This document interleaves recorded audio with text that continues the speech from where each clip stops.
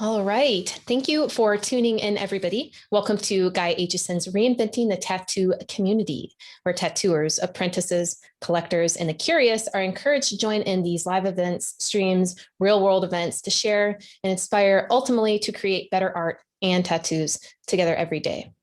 So we beam out nearly every day, and with your help, we've evolved into a quality network of amazing live and on-demand tattoo and art shows that have been receiving some pretty rave reviews.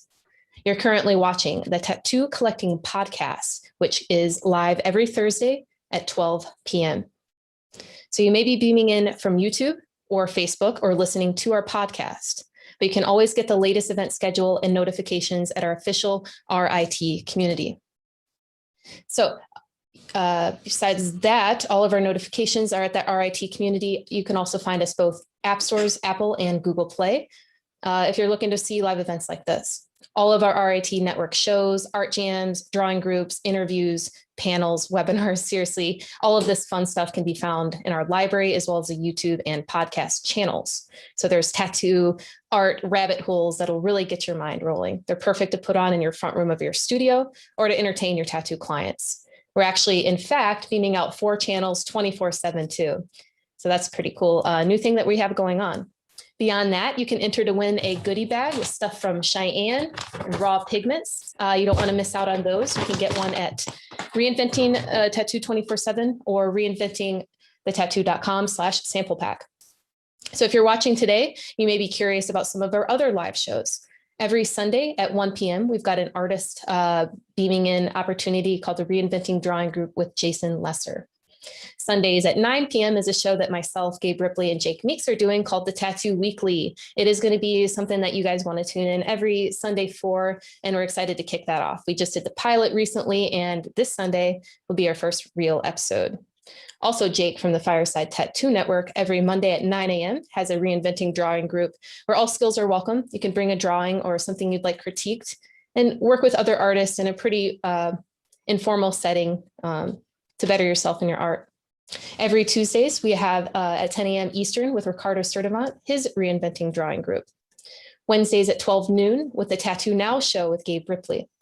And again, Thursdays, every Thursday at noon is the Tattoo Collecting Podcast. And 7 hours later, we have an apprenticeship group, which is for subscribers. If you'd like more information on how to subscribe and sign up, go to reinventingthetattoo.com for that.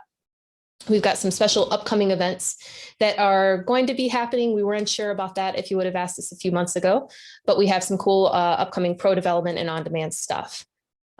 Every Monday night, we have a subscribers only exercise with Guy Aitchison, and that you can tune in through Zoom. You can join, have your stuff critiqued. There's a theme every single week. It's completely awesome to join. If you're looking for some of our on-demand reruns, stuff like with Andre Malcolm, he did a really cool koi fish sleeve design webinar. We've got stuff from BJ Betts, Bob Tyrell, tons of stuff. That's at courses.reinventingthetattoo.com. If you're interested in traveling with us, we've got an event, a BYOB event in Jiminy Peak. Thank you, Gabe, for putting that on October 3rd to 6th, 2021. In November, our team, most of the team, we'll be traveling to Brussels. We've got the Brussels Tattoo Convention, November 12th to 14th, with Nick Baxter, Ivana, and Gabe doing seminars. We're going to beam out in an art jam, subscriber exclusive. I am very excited. And I know Fawn and Jordan will be excited too. Next May 20 to 22nd, we've got Hell City, Columbus.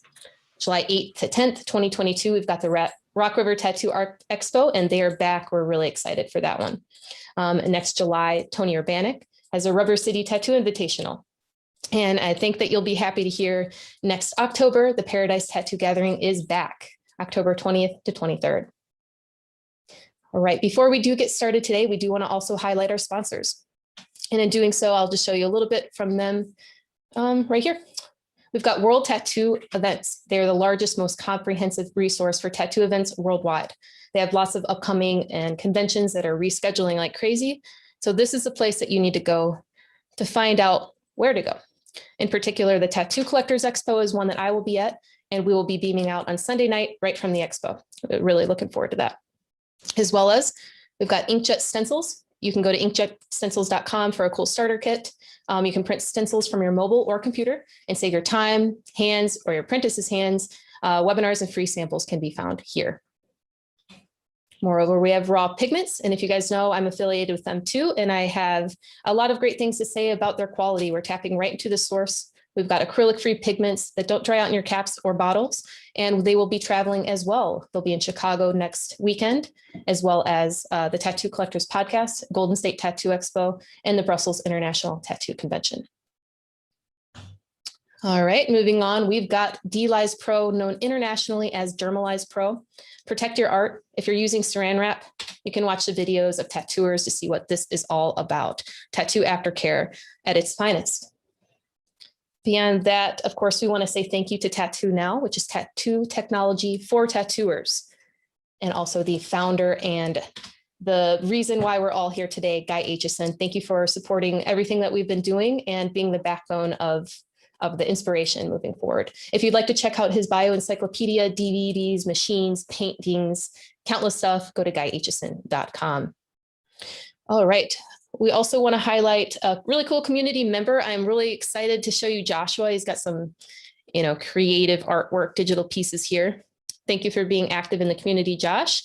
You can find his profile at Joshua within their community Reinventing the Tattoo app for some cool stuff. Make sure to comment and like them and tell them that you saw him on the Tattoo Collecting Podcast. Our affiliates, the Fireside Tattoo Network, the Apprenticeship Diaries, ecofriendlytattoosupplies.com. They're all helping support the community as well. We encourage you to leave positive reviews on the channels, help us to get the word out. Also, if you would like to host an RIT event, maybe like this one or something smaller or similar, just send us over an email at management@reinventingthetattoo.com. Now, today, I think I've rambled on quite a bit. We're excited to jump in. Fawn and Jordan, I'm going to hand it over to you so you can introduce Jay, and we've got Todd as well. So today's going to be a full show. Looking forward to kick it out. Awesome. Well, welcome back to the Tattoo Collecting Podcast, everyone. And thank you, Lauren. Yeah, today's going to be a fun show. We got Jay Grimme back on today and our man, Todd Torres. Yep, going to be a good day. It's going to be a great day. Convention season's back around. We're all making our way around. I've yet to. I will soon enough. I feel like I'm settled back in. Jay, you have, right? Yeah. Have you gone to any? Yeah, I went to the Indie Tattoo Expo. Yeah. I thought I seen a bunch of awesome pictures from your work. He won a couple awards. Just a little thing. Yeah, that's so awesome, man. Congrats on all that. Thank you. Yeah, the work you're getting done is just so fucking sick. So sick.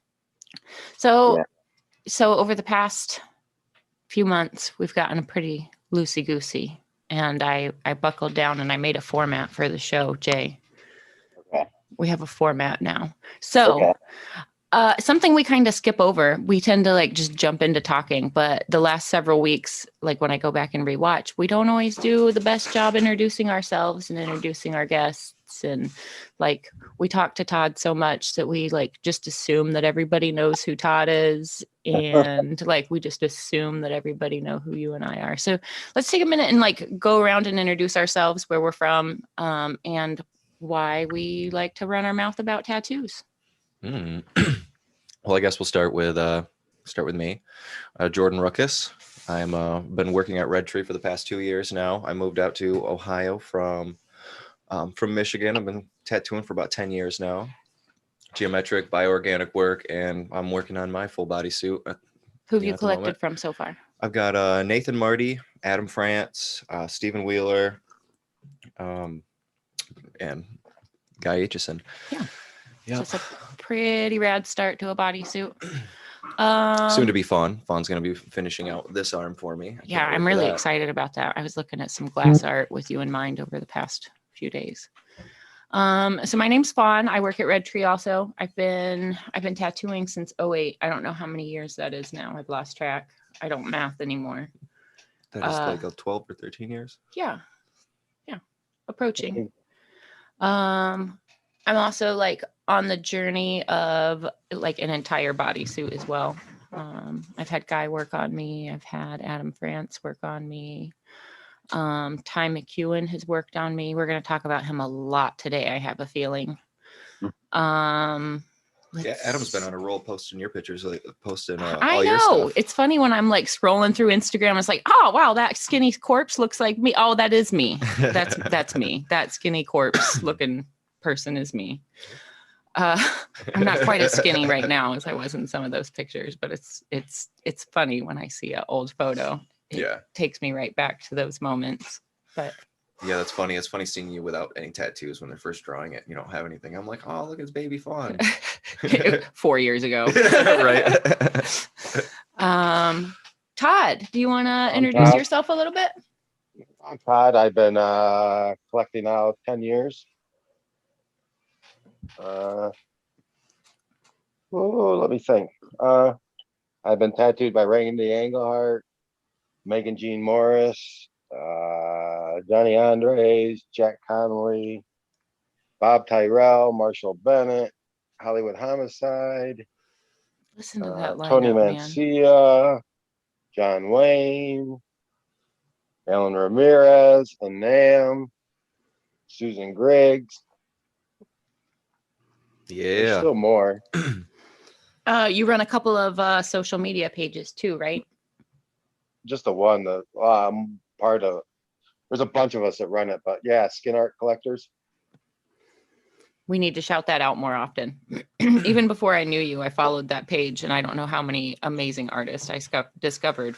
Yeah, I think I page. seen that page before I ever met you as well. Yeah, And then I'm like, oh, that's Todd. Yeah, that's a pretty Todd and friend. Yeah, we're pretty proud of it. We do it. Curated collection of artists. How many years now have you been running that page, or has that page been going? I think it's been 3 now, 4 maybe. Awesome. About that. All right. Jay, you want to introduce yourself? Tell us about you a little bit. Yeah. So I'm Jay. I've been getting tattooed for about 10 years too. I've been getting seriously tattooed for about 5 years, because before I got tattooed by Ty McEwen, I just got more like maybe mediocre work. I didn't really know what to get myself into, and I didn't know what was really out there, so I didn't do a lot of research. So most of my work is done by Ty, obviously. Obviously, he says. Yeah. Obviously. Obviously. So you've got should we just pull up some of Jay's work? Yes. He's got just like a little back piece that some of you might have seen. A little front chest piece, a tiny sleeve. Look, there he is right at the top.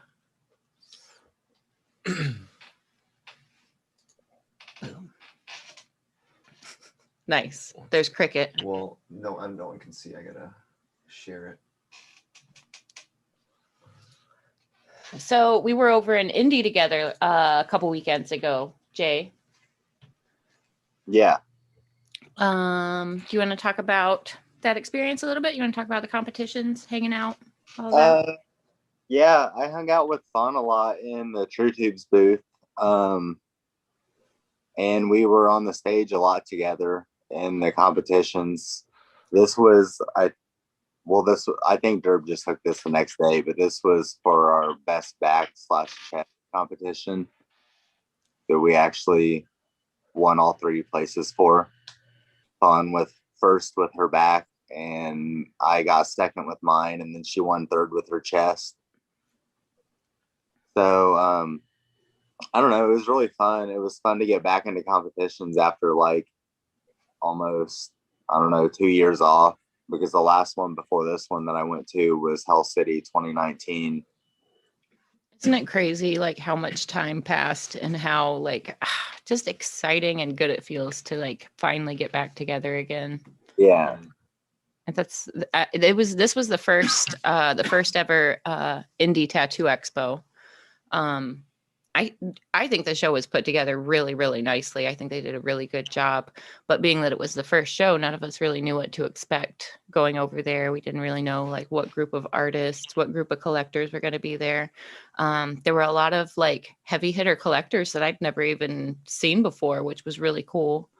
The lady that took best all-around female, I'd never seen her before, but she was covered in beautiful work. She was just like head to toe portraits and like beautiful, bright scenery. I tried to get a chance to talk to her, but I didn't really get a chance to, like, there was always so much going on, and I Yeah. got to smoke a lot of weed in the van between things. So it gives me a chance to talk to a lot of people, but it gives me a chance to like miss out on talking to a lot of people too.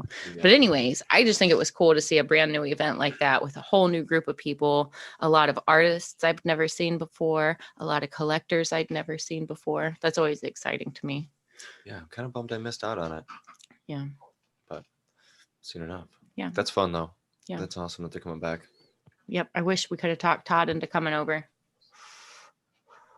Maybe I'll hit up my appointments this weekend and What's going on that weekend? Road I trip. just couldn't go.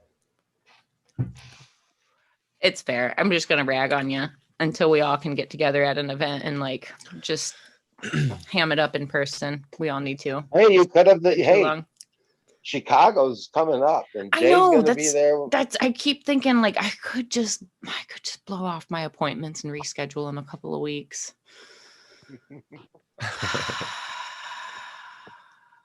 When's Chicago? It's coming up. Next weekend. Yeah. Oh, fuck. Not this weekend, but the weekend after. Yeah. Oh, it's the weekend after. I was thinking it was this weekend. Yeah, it's 16th through the 9th, the 18th. Yeah, that's really soon. Shoot. I miss Chicago. mean, It's been a while. I'm not going to say I'm 100% out. I could decide to hit my clients up and be like, so you want to come to Chicago with me? Just take a road trip with the clients. I've done that. 16th through the 18th. I've done that. Yeah. That was actually Chicago that I did that too. What if I as just well. came out Sunday? My client that I'm working on Sunday, we're working on a bodysuit. Well, I shouldn't say we're working on a bodysuit. I've done both of his arms and we're close to completing his torso. And then he's going to go to Austin Yancey, Bumblebee, who does this crazy, Yep. super bright.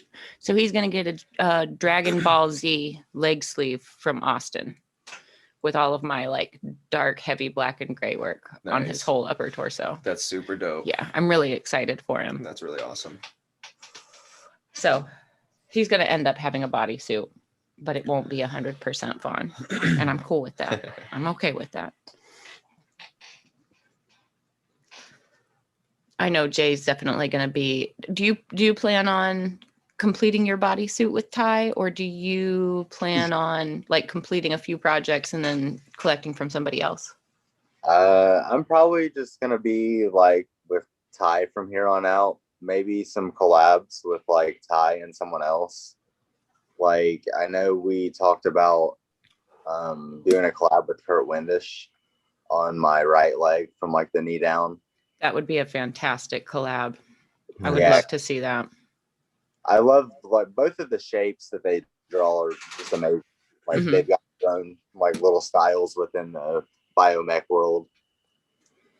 And I think they mesh really well together. They did a sketch together that they were supposed to tattoo on someone at Hell City 2020 before it got canceled. Mhm. Yeah, it just I could see them just like transforming your whole like calf muscle into this like elegant unwrapping like fern finial or something alien that's just like wrapping out of it itself. Nice. I already daydream about what they would do. I want to see it, Jay. you got both of your legs open, right? Yeah, I've got some older portraits on my right thigh that I'm just gonna get lasered off eventually. Oh yeah. Okay. Yeah. Jay loves that laser, man. He loves Oh. that laser. How many hours you got of laser in? Actually 0 right now. Oh, I thought you had You're something gonna- lightened already. you're gonna learn to love the laser. Yeah, signing up. I've been afraid so far, and I was doing research, and there was a place in Pennsylvania I was going to go because they had like both the lasers that I wanted used on me, the Pico, and I forget what the other one's called. But I just did research and like read that like these two were the best. But there's actually a place like just 30 minutes, 40 minutes from me that has the same lasers. It's basically like the same price point. So I'm probably just gonna go there rather than take a 9-hour trip by car just to get lasered. I've never gotten any laser removal. Have you, Todd? One. It lightened up the very first one that I ever had. You said you And just that had was it lightened up, or Yeah. was it brutal? No, I didn't think it was as bad as everyone made it out to be. It felt like rubber bands snapping. Yeah. How long were you under it for? Less than a minute. Because it wasn't that Oh, big. man. I mean, it was, Oh, yeah, just a little thing. yeah.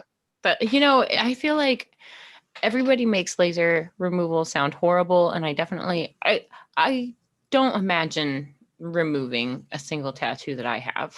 I can't. I love them all too much. Like they're all too much a part of me. But at least, like, as bad as laser removal is, it's like 100 times faster than the process to put the tattoo in. Right. The heel's got to be brutal, though. Did you have like weird blisters and anything No, like I that? didn't get that at all. You know, you really shouldn't be getting blisters anyways. They're definitely lasering you too much. I mean, I'm friends with the people that own Clean Slate in New York, and they do a fantastic job. You know, so I've learned a lot from Jeff about the whole process of it and what should happen and what shouldn't happen. And if you're getting big blisters, that's not good. That's them definitely zapping you way too much. Yeah. It So just looks Yeah. scary to me. I wouldn't know. I haven't seen it. I don't want But to. that's good to know, though. I didn't know how the healing was. I kind of expected the healing process to be blistery and like kind of like a burn or something. So it's good to know that, you know, that's not even how it should be. If, you know, so when I'm even talking to my own clients and like potential clients, I talk to a lot of people about getting like certain things lasered off because they got such, you know, intense cover-ups and bring it up as an option. And they ask me what I think about the pain and all that. And I'm like, honestly, I don't really know. This is what I've heard. You know, should I suggest laser removal more often for my clients? Because there's a lot of projects where it's like the idea just won't work for a cover. For instance, so one of the emails that I got recently, somebody had a good sized skull on like the ball of their shoulder. It took up the whole thing. It was a skull with a black rimmed baseball hat and a joint hanging out of its mouth. So like the nose was dark, the eyes were dark, everything Look was at outlined already. pretty dark. And the hat had a black rim on it. Okay. He wanted this covered with, are you ready? No. 2 polar bears. Two white ass polar bears. 2 polar bears. I mean, he wanted outer space in the background, but I was like, the only way I can make that work would be like you'd have like 85% outer space and like 15% polar bear. And like Then out it's of not all about the button. things you want for a cover up, a polar bear, a polar bear.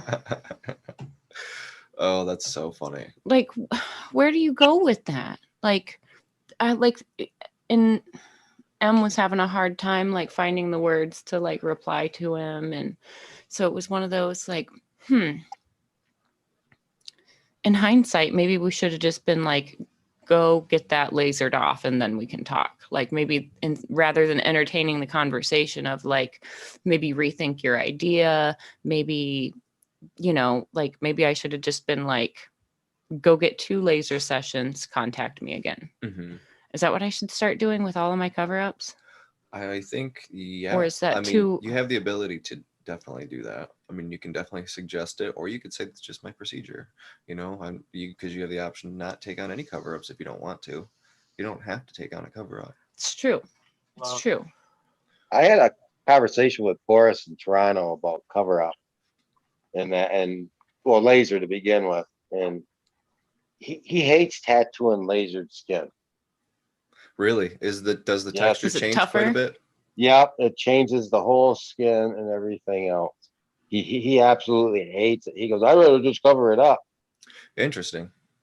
So, you know, that's what got me to not do laser again and just have it covered up. And Megan did both my cover ups, and you can't Okay. see them. That's good. That's interesting and good to know, though. I really haven't had much experience tattooing over people's lasered skin. If I have, it wasn't significant and I didn't think much of it. I wonder if Guy has a preference because he's done a lot of like amazing cover-ups that you would never know are cover-ups. And he's also definitely worked over things that have been lightened by laser. I wonder if he has a preference. Like, I wonder which is more challenging. And again, it probably all just totally depends on like the collector and like all the variables. But I wonder if there's a, Yeah, I wonder. I've tattooed over skin that had been lasered, but there was like a large period in between. So you couldn't even tell, like, other than just the real faint light gray, there was no different texture or anything to the skin. Do you think it's any tougher or any softer, Todd? Like, is it tougher after that? Like, do you notice anything different about it? Like yourself? What for what? Like how on the one that I had? when you were getting tattooed over that skin, like did you notice any difference like from your other tattoos, whether it was pain wise or maybe you're watching him? Sucks anyway, so no, it all you're not seeing anything either, I so it's all blended for together. Sure. But yeah, I had I didn't notice anything different at all. So it didn't seem any. It wasn't that big, so it's hard to say. Yeah, no, that's fair. That's fair. I mean, the and on your tattoo back, was this big, and my cover up, the tattoo that covered it up is this big. So yeah, it all just blends together. You're not really noticing like, oh, that must be the tattoo removed spot. It's just all gonna blend together. So I'm wondering if it's like, how the layers of skin have changed. So if it's like, any if it's more sensitive, like would take blowouts easier, or if it's like tougher. So if it acts more like if it acts more like a scar and sensitive. Because I got a buddy that's gotten lots of laser, and every time he gets tattooed over those laser spots, he sort of whines about it. So I'm assuming that it's a bit more sensitive after. Yeah. I imagine there's got to be some level of like scarring that it's doing to the skin, maybe. I mean, there's absolutely a level of scarring that happens. Is it raised? Can you feel it on the surface? That's a different question. But like with any injury, there's absolutely scarring that happens. And then scarred skin is always tougher than the original skin because it just, after healing, it reinforces itself a little bit stronger. Hey guys, if you don't mind, I wanted to let you know that we'll be working with Disappearing Ink soon, and they're going to be offering free laser tattoo removal for tattoo artists. Nice. What? Yep. And they have locations. I think they have 48 locations or something like that. So stay tuned for that type of info. And if you guys are particularly interested. I mean, I don't have anything that I want to get lasered off. I love that. They're offering free laser for anyone who wants it. Correct. It's Guy is friends with the owner, and so that's one of the perks of working with them. Really, really cool, I thought. That's really awesome. All right. I'll get some laser. Jordan's like, sign me up. What'd you say? Just stay tuned for the information from Guy and those guys about when that will start happening. Cool. Very cool. Awesome. Oh man, if cool. I could like Thanks for the heads up get in up close and personal with our broadcasting camera, I'd love to just like zapping your flesh, that would be fantastic. When we spoke to John Swerk, he was interested in the effect of laser on the tattoos breaking down in your, and he said the option would be basically peeling your skin like a vegetable almost. That's what they're experimenting with in Sweden and other areas. Peeling your skin like a vegetable, like slicing it? Like taking it off. So I would say laser would probably be the way to go for less pain. So you're saying you can like abrade it off? Like cheese grating it off? Yeah. God, no thanks. Like a violent situation, I'm guessing. Oh, let me just take this one blade cheese grater and just like make a nice slice of your tattoo. Man. Here, take it and put it on your wall. No. Oh, that's crazy though. That's wild. That's so cool. So what do? Do they like peel the skin off and then like graft different skin? I'm not sure. Grafting was the word that he used. So I believe. Yeah, they would have to. Reference. That's the way it's. Because if you're removing that much tissue. Like that, yeah. Yeah. Have you seen this new skin? Like you'd have to remove like the entire dermis, wouldn't you? Like Yeah. On gotta- one of, you gotta on get one down of these there. weird science pages I follow, they were showing this new skin. It was like a prototype material that they were testing out. And what it was, it would be for like people that had to like either huge areas abraded or like, you know how sometimes people have abdominal surgery and it has to heal open because from whatever reason or another, they have to go back in. Mhm. You know, now they basically seal that with Tegaderm or Sanoderm or a similar product. But this new skin, it had like all these hexagons all over it, and it was like rigid, but it was flesh colored, and like as the person moved, it would like stretch with them. So it was like a weird skin imitating bandage. It was so neat. Interesting. It was so neat. Very It cool. was just some experimental thing, but it was just like, man, they're always working on new ways to like help skin heal more naturally and healthily. And like it's cool that they're taking the consideration of like how the body stretches and moves, and they're considering bandages that will move and stretch as the skin underneath is healing. Like it's Mhm. still a protective barrier, but it moves with the Just- body instead of Just like like tension and buffing out the adhesives holding details it. on like Yeah. all the ADWs. Yeah. You know what I mean? Yeah. Yeah. Could you It's like imagine all the little things that bother me with the ADWs. It sounds like that's they're just coming even closer to like Yeah. stopping like the wrinkles you get, stopping the Mhm. the Could bother you get imagine with the if we adhesion. could put a bandage on somebody and it was like slightly rigid? Like, could you imagine like little rigid gels that offered a little bit of padding, like if they bumped their elbow and they had a fresh sleeve? Like guys that Right. work in factories or have like high contact jobs, or athletes or military people that get tattooed, where like you've got to like immediately put equipment on and like beat your body back up. Like Yeah, a bandage like that would be fantastic. yeah. But it was just an experimental, like, hey, check out this new thing we're working on. So it's hard telling if it'll amount to anything, but it's cool to know that like You're right. People they're are not done people are coming out up there with working- better Yeah, bandages. exactly. Working out there, making new things.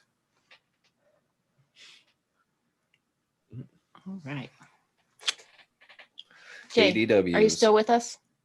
Yeah, sorry, I just spaced out. It's okay. It's okay.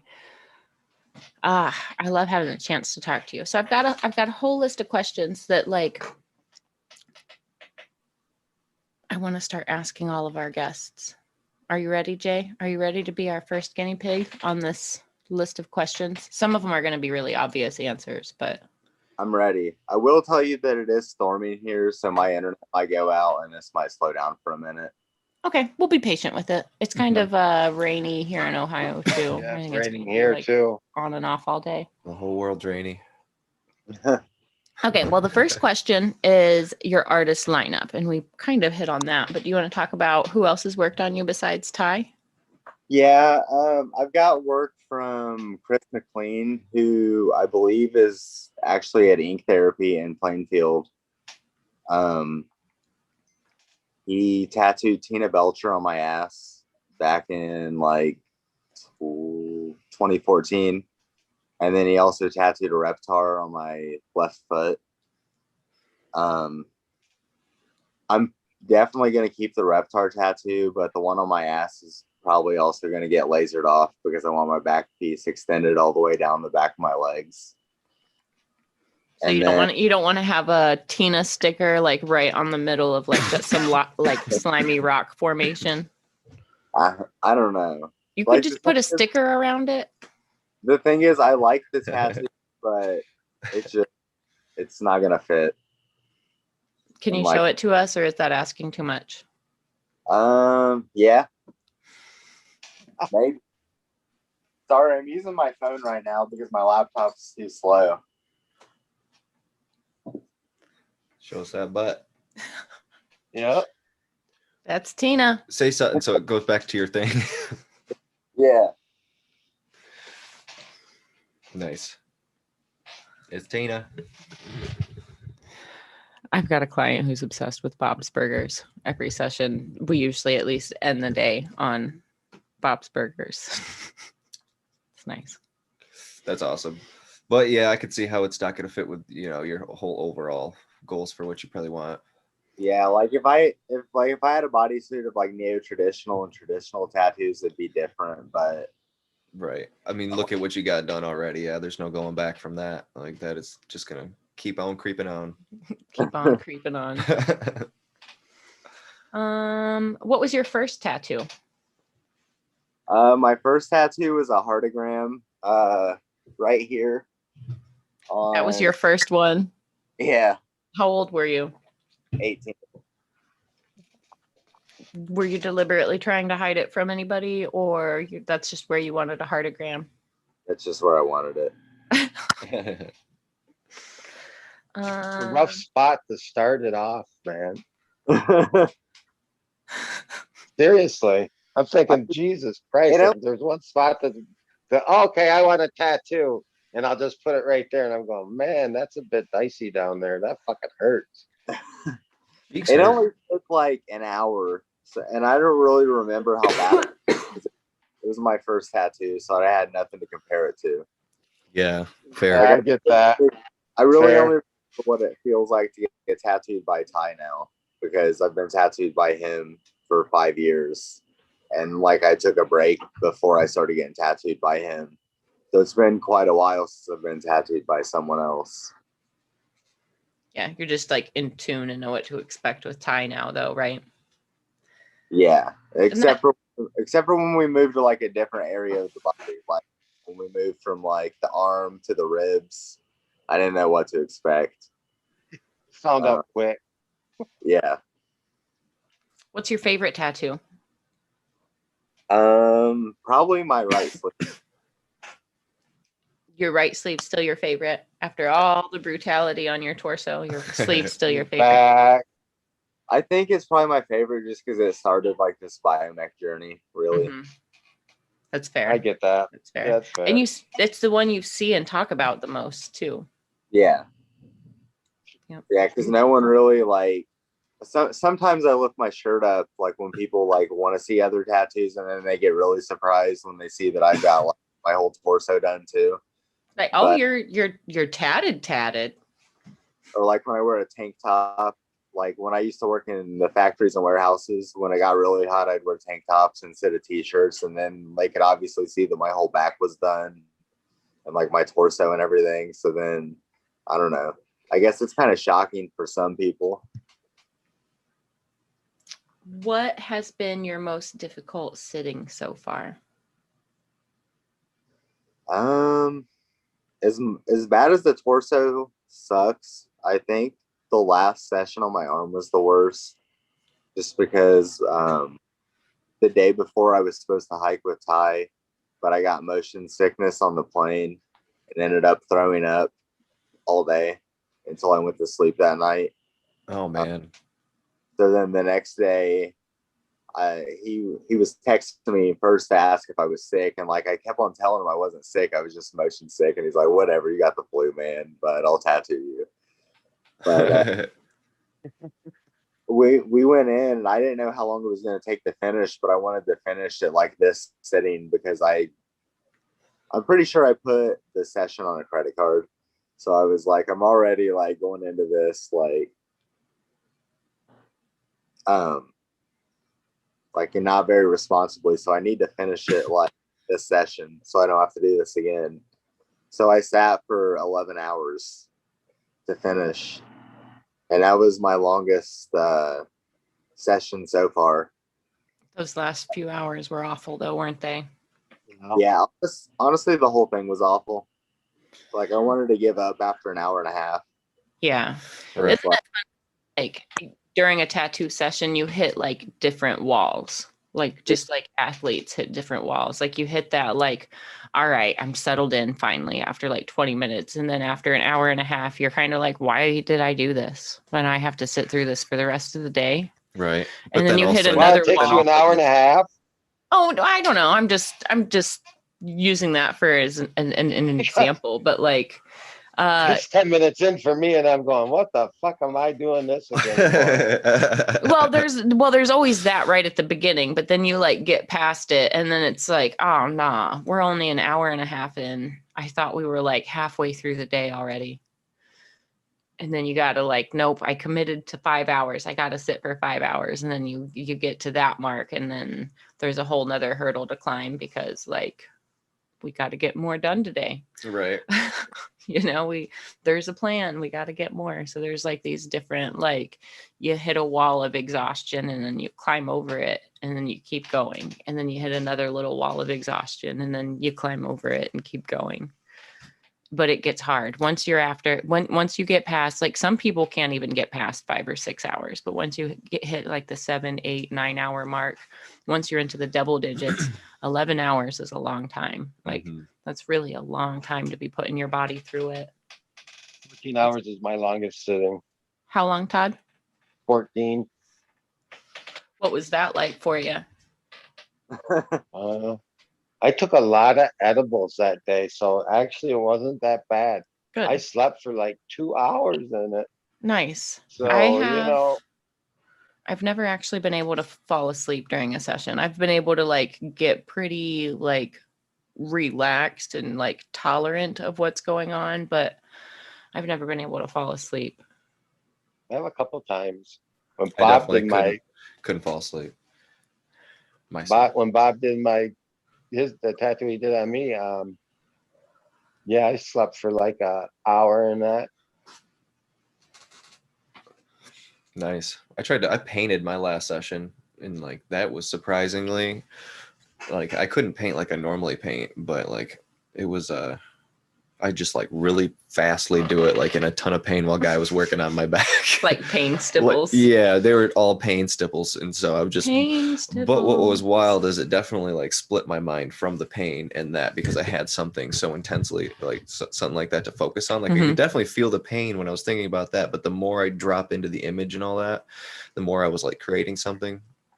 I don't know. It was actually, it was probably it made it the easiest it's ever been to get through a tattoo in the middle of something that was the worst pain that I've ever felt in my life. Because getting my back done is definitely the worst thing.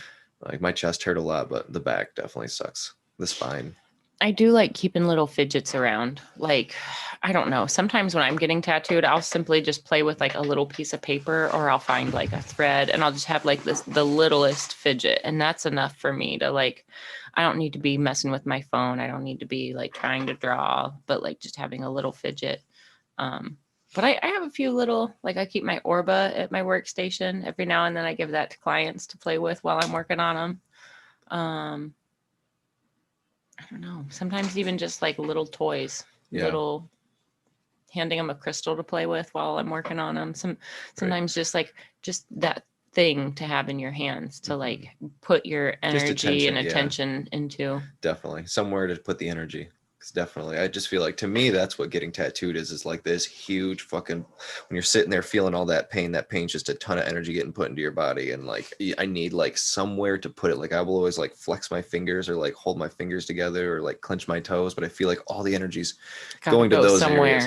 So like having something to fidget with for sure. And that's what the painting was for me. And like complex thought, not really going to happen, but being able to just sit there and just do that, even if I wasn't even creating something, just I wonder if I could roll blunts while I was getting tattooed. I wonder if I could just sit there and like break up weed and just zen out to it. Yeah, just like, and then of course, Fawn's just got very orderly, like fucking stacks of blunts in front of her by the end of it. It'd just be like chain smoking. It'd be like rolling, smoking, rolling, smoking, rolling, smoking all day long. I feel bad for the person working on me.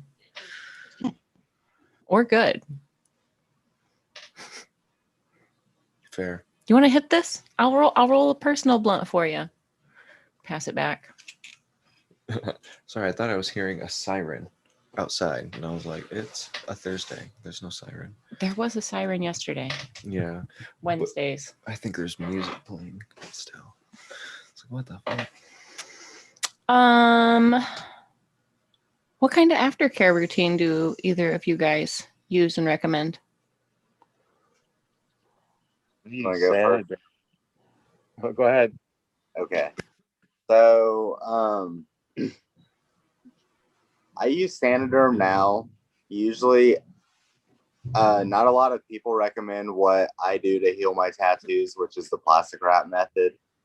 It was what I used before Sanoderm, but basically, I just keep my tattoos wrapped 24/7 with plastic wrap, changing it and cleaning the tattoo like 3 or 4 times a day for 3 days. That is the trick. If you're going to use that method, the reason most people would never, ever, ever recommend the like rewrapping your tattoo is because it's really hard to keep a large surface clean enough and like encased. So like what you just said is the key to why this works for you and why you've been successful with it. It's that you're rebandaging it every few hours. Like you're taking it off, you're cleaning and sanitizing the whole wound, the whole tattoo, and then you're reapplying new ointment, new wrap.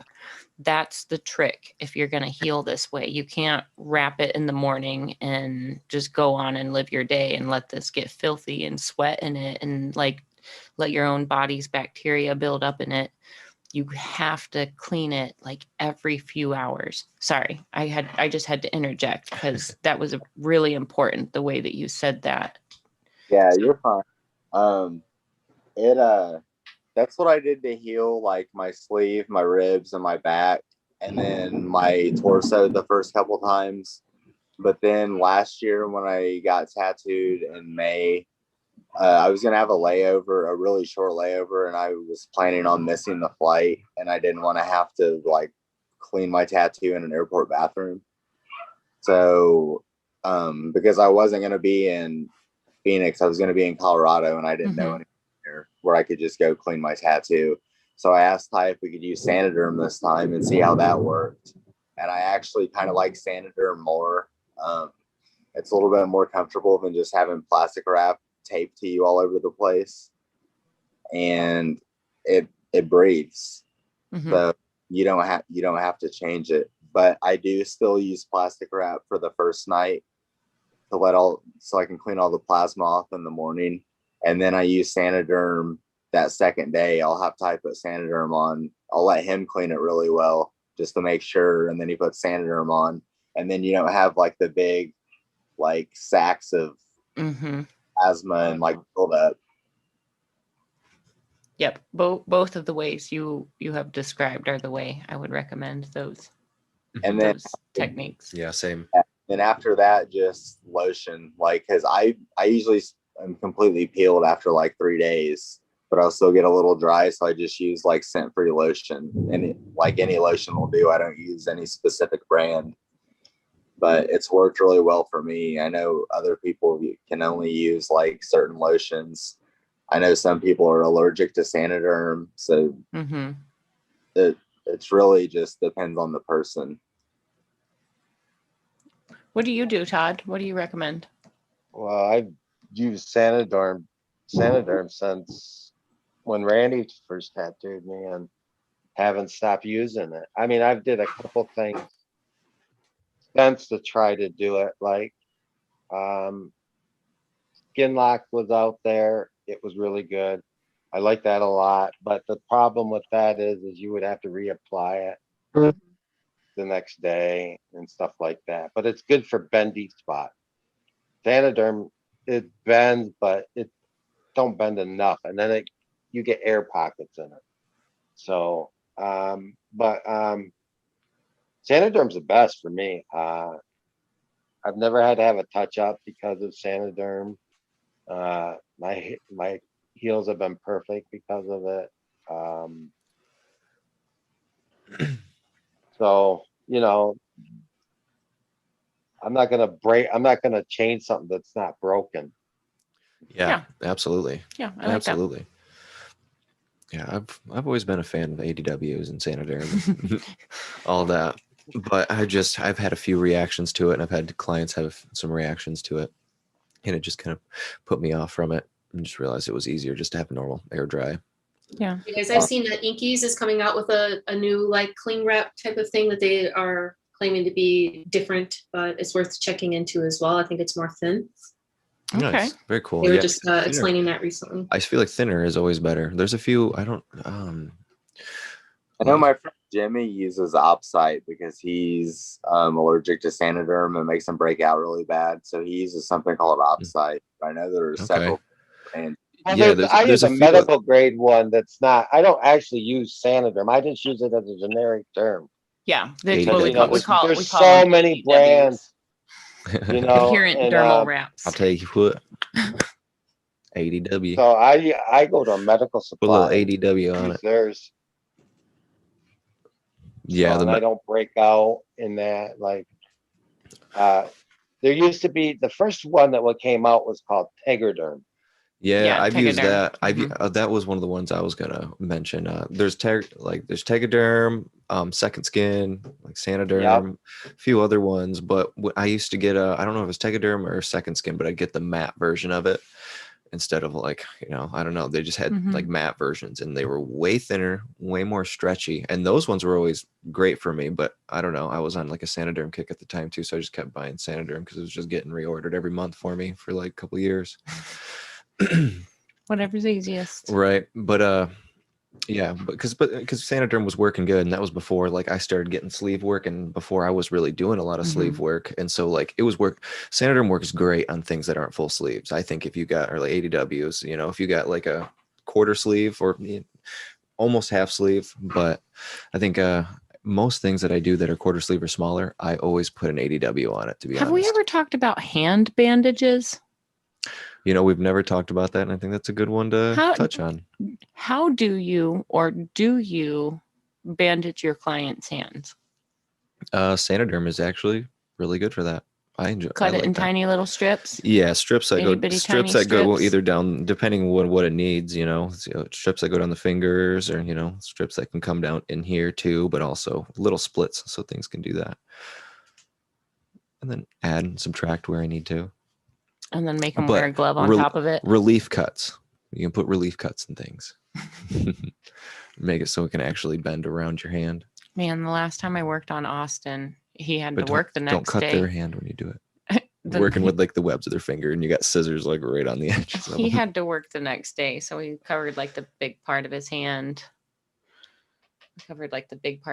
Here, and then I cut like all these little strips that we like wrapped around, and then we ended up like Sanoderming the whole inside of his hand, like all the way up to his wrist and all the way down to his like low on his fingers. I was like, man, that's a lot. I just don't know. Don't know. See, the thing with I think the thing with Sanoderm is you turn it into plastic wrap as soon as you overlap. Well, it was the barrier factor because he was going to be tattooing the next day. So it was like, okay, now this with a glove over it, I think we're going to be cool. Totally. But man, understandable. It's a challenge because like your hand, it's the thing that comes into contact with the most filth. And it's also the thing that bends and flexes and moves the most. How do you bandage this thing? Yeah, hands are difficult and they're hard to keep from all that. Well, look at. See, okay. What'd you do? Mine. I actually cut Sanoderm for my fingers, right? Strips of it, so that it covered my fingers, and then just put Sanoderm over this bit, and that was it. Okay. And it worked. How did you have to replace it just in the mornings? Actually, no, it stayed on. Excuse me. Which was amazing. You must have walked around like this and not done anything with your hand. Well, I just put my hands in my pockets, I mean, it was bendy enough, so no, it stayed on. That's awesome. My hand was like a boxing mitt, man. I feel like if I would have wrapped it with Sanoderm, it would have swelled too much. Like it got really, really puffy. I think. Yeah. The first 2 sessions, it got really, really puffy. And the third session, not so much, but there wasn't as much like trauma to the hand the third session. But it got big, like big. It got fat. Yeah, but you got color, right? I'm about to learn about that soon. Yeah. See, there's a difference. Mine's just black and gray. So, the trauma was a lot less than color. I remember looking at how far out Adam had the needle floated when he was like doing like the web of my fingers. I was like, you want to put what where? It was like, I couldn't understand. You're like the needle's out farther than the thinness of the webbing of my You're hitting my bone. I can see That's my bone. I can see it going through the webbing to the other side. I swear it seemed like Oh. it did so bad. It didn't go through, no. but like in my mind that was exaggerating everything that was going on. It was like, Yeah, but it still sucks getting tattooed in that webbing part, man. It feels like you're just being jabbed. I do love Oh. my fingers so on my hand. You Like, got to get it in there. The ink that has part got to is get the in. best part. It hurt, but it was worth it. I squealed. I went Yeah. ultrasonic. You don't have your hands yet, do you, Jay? No, I probably won't do my hands for a while. Yeah, keep it business classy if you need to cover them. I mean, at least while I'm doing like dental work. Because I Yeah. know at least where I'm at right now, they're not like, they don't care that I'm tattooed. They knew I was heavily tattooed when they hired me. But I don't think the doctors want me to like tattoo my head or my neck or my hands. Like I might float the idea to tattoo like this hand like in a few years or something if I'm still there. But I'm sure it'll probably still be a no. Yeah. Because we have all kinds of different patients that come in, obviously. Some of them are like super old and like by then Right. your Their coworkers mental- might be their so trust used to level it. or something might be weird, and then you're just getting lots of bad reactions because they're assholes. Mhm. Or not, maybe Yeah. not assholes. They just don't know. and I mean I wear a jacket so like no one really knows I'm tattooed unless I like tell them. So I don't know. Like there's still people out there that just think that like tattooed people are like ignorant or like criminals or something. Or But- yeah, or just intimidated in general. It's just easier to just hide them. Understandable. Pick and choose when to make it a point of conversation. Hmm. Hmm. Well, I mean, like sometimes I'll tell them like because we'll talk about like weather and everything because that's what people like to talk about. I guess I don't know. But we'll talk about Arizona and they'll ask me what I do in Arizona, and I say that I go out there to get tattooed and hike, and then they're usually really surprised that I fly to Arizona to get tattooed, and they want to know why I go out there. So I'm like, I don't know, that's where he lives. Well, can't you just get tattooed up the street? Right. Yeah, see, that's just it. They don't get that whole bit that there's different skill levels of where you might live. Mhm. That's just not what you want. Hmm. Yeah, like they're a great artist, Isn't tattooing just tattooing? but not like great biomech artists, you know? Like I think the closest like biomech artist to me is probably Guy. He's just like a couple hours Yeah. away. But he's still not in Indiana. That's still like traveling to get tattooed, Mhm. which most Oh, people would understand. Illinois. Yeah. I need to get in with Guy. Jay, Yes. do you have any tattoo regrets? Yeah, my whole left sleeve. While we were in Indy, we were on stage. I think it was for the sleeve competition, and Jay and I were standing next to each other for like my leg and his arm, and Derb's joking around with him because we've all been hanging out at the booth together all weekend, and he's like, "So man, I'm gonna have to deduct points for that sleeve." Yeah, he was also like, there's not a bad sleeve up here. He's like, besides that one. Oh man. Oh yeah. Yeah, he razzed on you pretty hard. But I mean, I wish that I just did more research when I was younger and didn't cover so much of my body with tattoos that I hate now. Well, and we were talking after the fact, after Derb was giving you such a hard time. It's not even that your other sleeve is bad. Like that's like a mediocre bio sleeve. Like it's really not awful. It's just like that Ty's work is so unbelievably good that it just makes it look bad. But like on its own, it's like it's a all right bio sleeve. Like I wouldn't hate on it, but No, it's Ty's just work. It's like I told you guys just from the beginning, after like Levi started talking to me about biomech, when I started looking it up, the artists that I saw were like Guy, Carson Hill, and then Ty McEwen. So like I wanted bio that looked like that, and I don't know.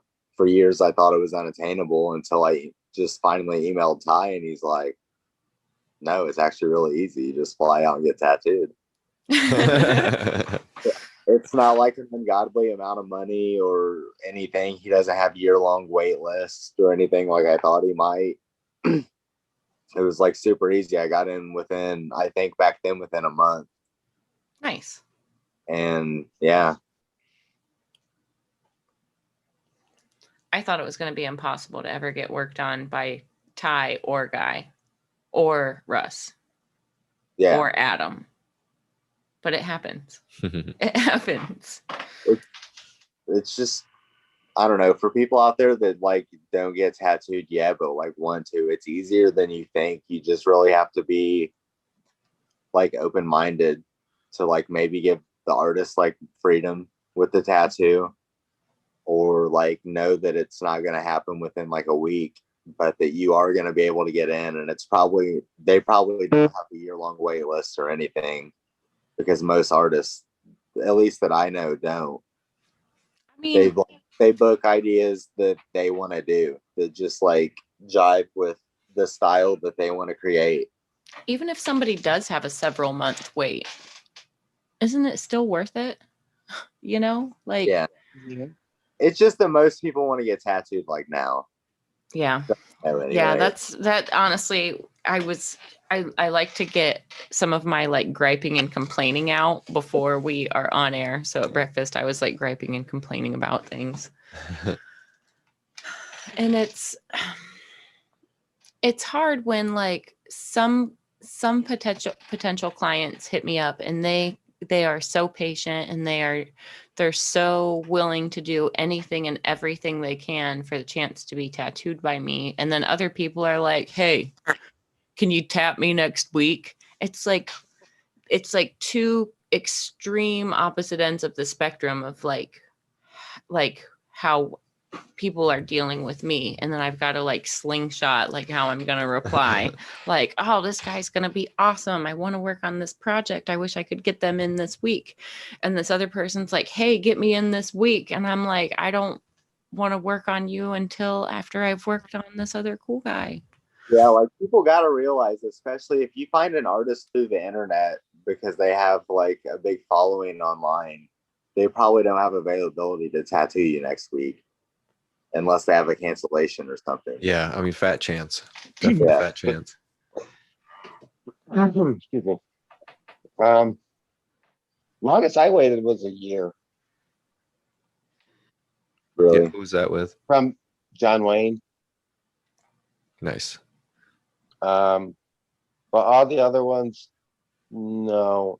Well, Bob, it took me, I talked to Bob. He said, yeah, he tattooed me. And then it, ended up being about 2 years before I ended up seeing him. But, we never actually made an appointment.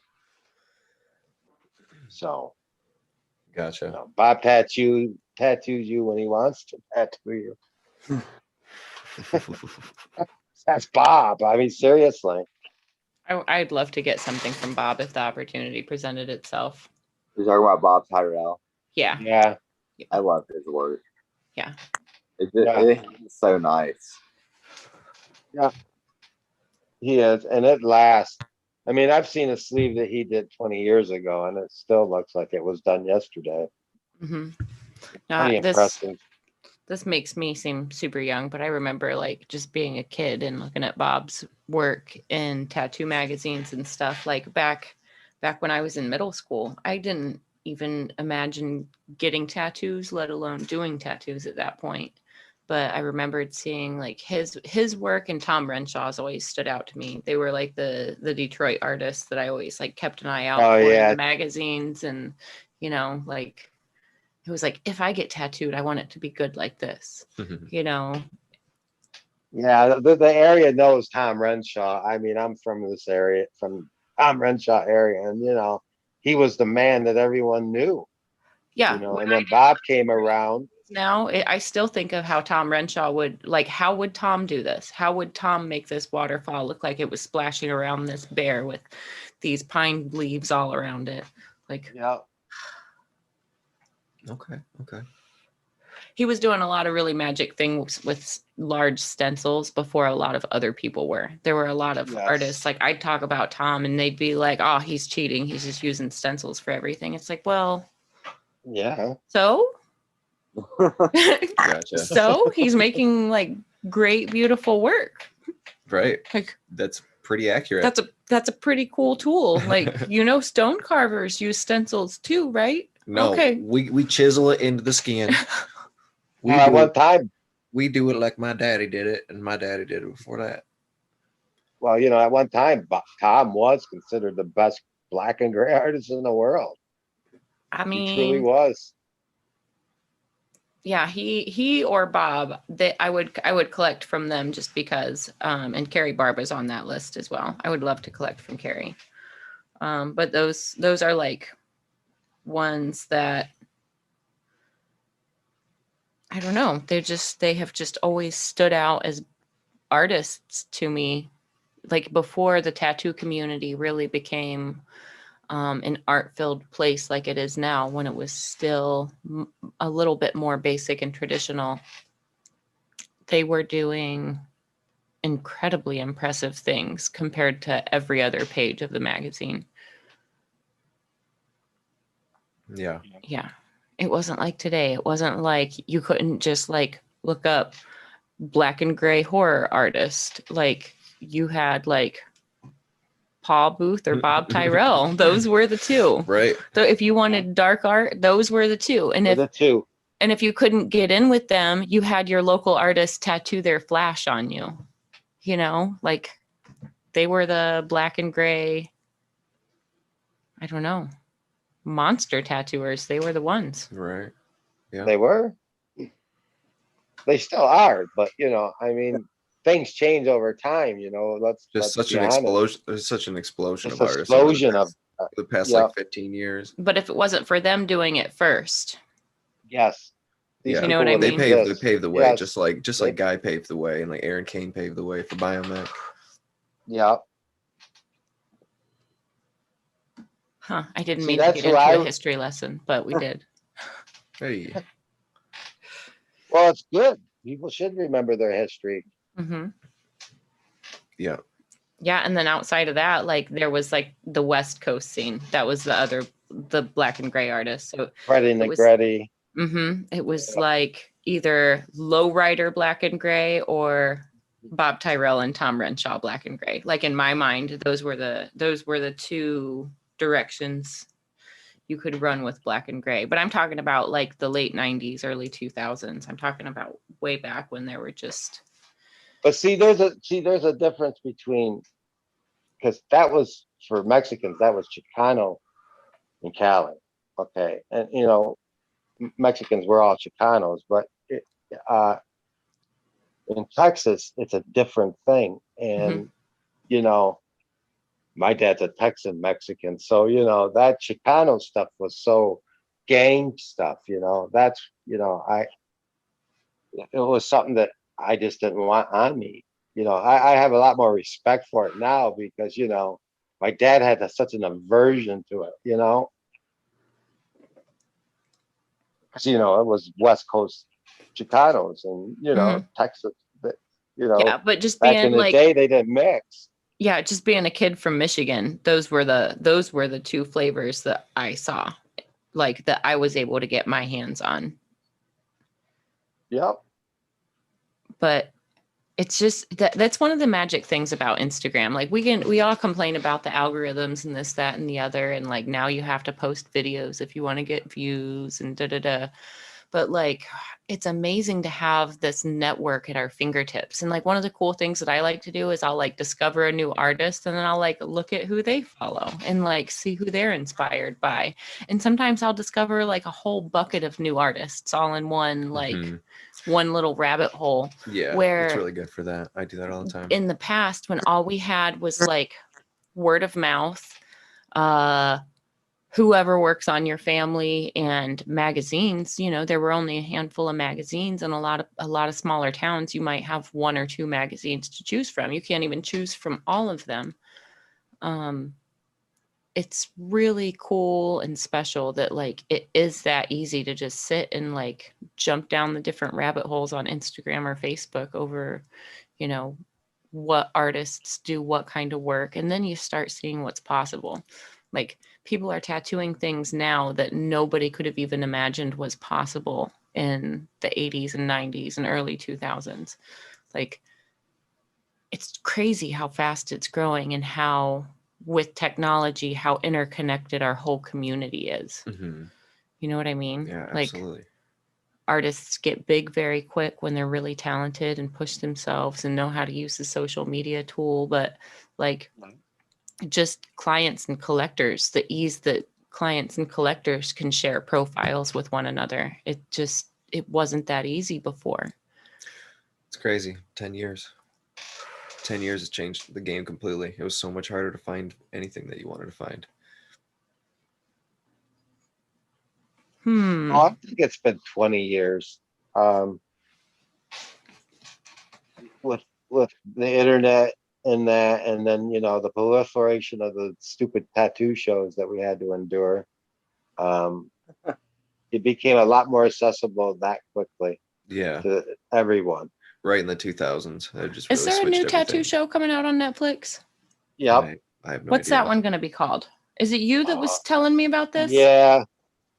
I forgot what the hell the name of it was. Let me look it up. I'm curious to But see yeah, if it's going to be formatted a little bit different than the other ones. On the spot, Todd. On the spot. Mm-hmm. Oh, it's Tattoo Redo. Okay. Tony Montana's Montoya is on it. What it is that the premise is that two people go in there to cover up their tattoo regret, whatever, you know the whole story, Mm-hmm. and they pick it. Okay, so it is going to be a competition show rather than an education show. We got to get on Netflix. We got to be like, guys, here's how to do your homework. One step at a time. We'll get there. One day. All right, back to this list of questions. We're actually doing pretty good. We haven't gotten crazy. Too bad. We haven't gotten crazy today. So you've been collecting for 10 years, pretty heavily for 5 years. In that time, how has getting tattooed, how has that changed you? Like as a person, how has it changed you? Has it changed you? I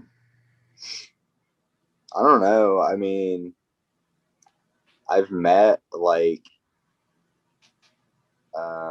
a lot of new people just from getting tattooed because I'm tattooed by Ty. People recognize me and like talk to me at conventions, and I don't know. I don't know that it's really like changed me, but other than like what I just mentioned, like So I meet, it forces you to be a little bit more extroverted. yeah, like I meet people that I generally wouldn't have met in the past. And like I go places and do things that I wouldn't have done in the past. Like I wouldn't have driven to another state to go to a tattoo convention like 10 years ago. But since I've been getting tattooed by Ty and like he's talked me into it before, like I've started doing it and realized they're really fun. Now you're hooked. Now you're blossoming into a social butterfly, talking to strangers. Yeah. I'm actually gonna go hang out with Todd next week. Yeah. Next weekend in Chicago. Good. Nice. Good. You guys will have Will to. be nice. If I don't make it over there, you'll have to get some footage for us. Okay. Yep. What were you going to say, Todd? No, I said we'll be nice and high all weekend. That's got my goal 15 every minutes. weekend. Yeah, I got 15 minutes, guy. I got to get off here. I got a new car being delivered. So. You hear this guy? Baller. What kind of car are you getting before we lose you? With a Jetta. A Jetta. Just a little Nice. Jetta. It's getting delivered. Yeah. Nice. Took him 20 minutes. 20 minutes To on buy it? Carvana. Are you serious? Yeah. No shit. That's Jor- wild. Jordan was just talking about wanting a truck That's today. scary. I feel bad for dealerships because that's a scary thought. You don't have to deal with salesmen no more. There's no hassle. It's there. Boom. Pick and choose, Maybe do I'll your own order- research. Maybe I'm gonna order a new car tonight. All both my cars are pretty much broken down right now. Welcome right. to the 21st century. Yep. On demand. Yeah. All right, Todd. Well, it was awesome of you to join us. I love it every week when you join us. Yep, same's man. Have a good time. Cool. Well, if you're available Better next make week, it to Chicago. Yeah, I I'm- will be because I don't leave. Yeah, I think Sunday. It's highly plausible that I could make it work for Sunday. You know, it's overall Sunday. Yeah, Sundays when like all the like really cool competitions are like back piece and sleeve and like cover up and Yeah. everything. Yeah, That would- that's it. I'm doing cover up and I'm doing overall. This would be a good Sure. I'm not gonna do overall in Chicago. Like I think it was just a fluke that I won in Indy. I don't have any coverage yet. Dude, I thought that too when I won Motor City, right? Because everyone, they all convinced me to go sign up for it because I wasn't, because in my mind I didn't have enough coverage. I'm like, come on, I got huge open areas of skin. They go, no, go up there.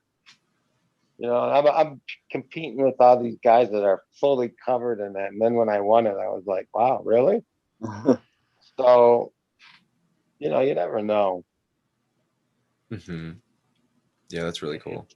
Because judging's changed for overall. It used to be pure coverage and not so much, and if it had a sort of a theme, that's why Japanese always won. Yeah. It was hard to beat Japanese in overall, but now it's a different criteria in judges' minds, quality, Derb and I were talking about the all-around female competition from Indy. He's like, "Hey, I hope you don't have hurt feelings." I was like, "Derb, it's cool. It's all right." He's like, "Well, we just looked and there were like 3 complete bodysuits and you've got more open skin. So we wanted to decide between the 3 more complete bodysuits." I was like, "Derb, it's cool. My feelings aren't hurt. It's all right. Like, it's okay." Well, that was funny because Jay was having the camera and I looked at it because, I seen who was all up there and I'm going, well, Fawn's not going to win it. There's just no way. Look at that one, the one that won it. I go, she's obviously going to win it. Yeah. I've got 3 limbs that haven't been tattooed yet. Like my torso is pretty impressive, but I have 3 full limbs that haven't been touched. Well, I guess 2.5 really, 2.5 limbs that haven't been touched. But actually, I think Jay's got more coverage than me when I won Motor City. So, I don't know what he's bitching about.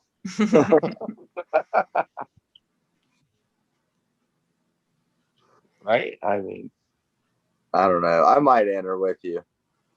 Yeah, you should do it, Jay. You should. It's just fun, I like it because you get to interact with other people that's got full coverage and see what there is. And, the competitions are definitely more because there's a lot more people that got more impressive work on them than there used to be. So, you never know who you're going to meet.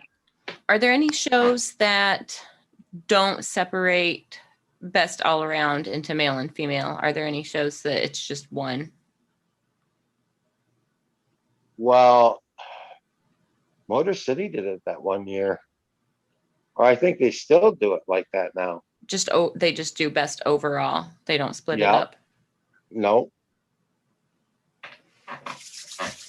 I'm coming for you, Todd.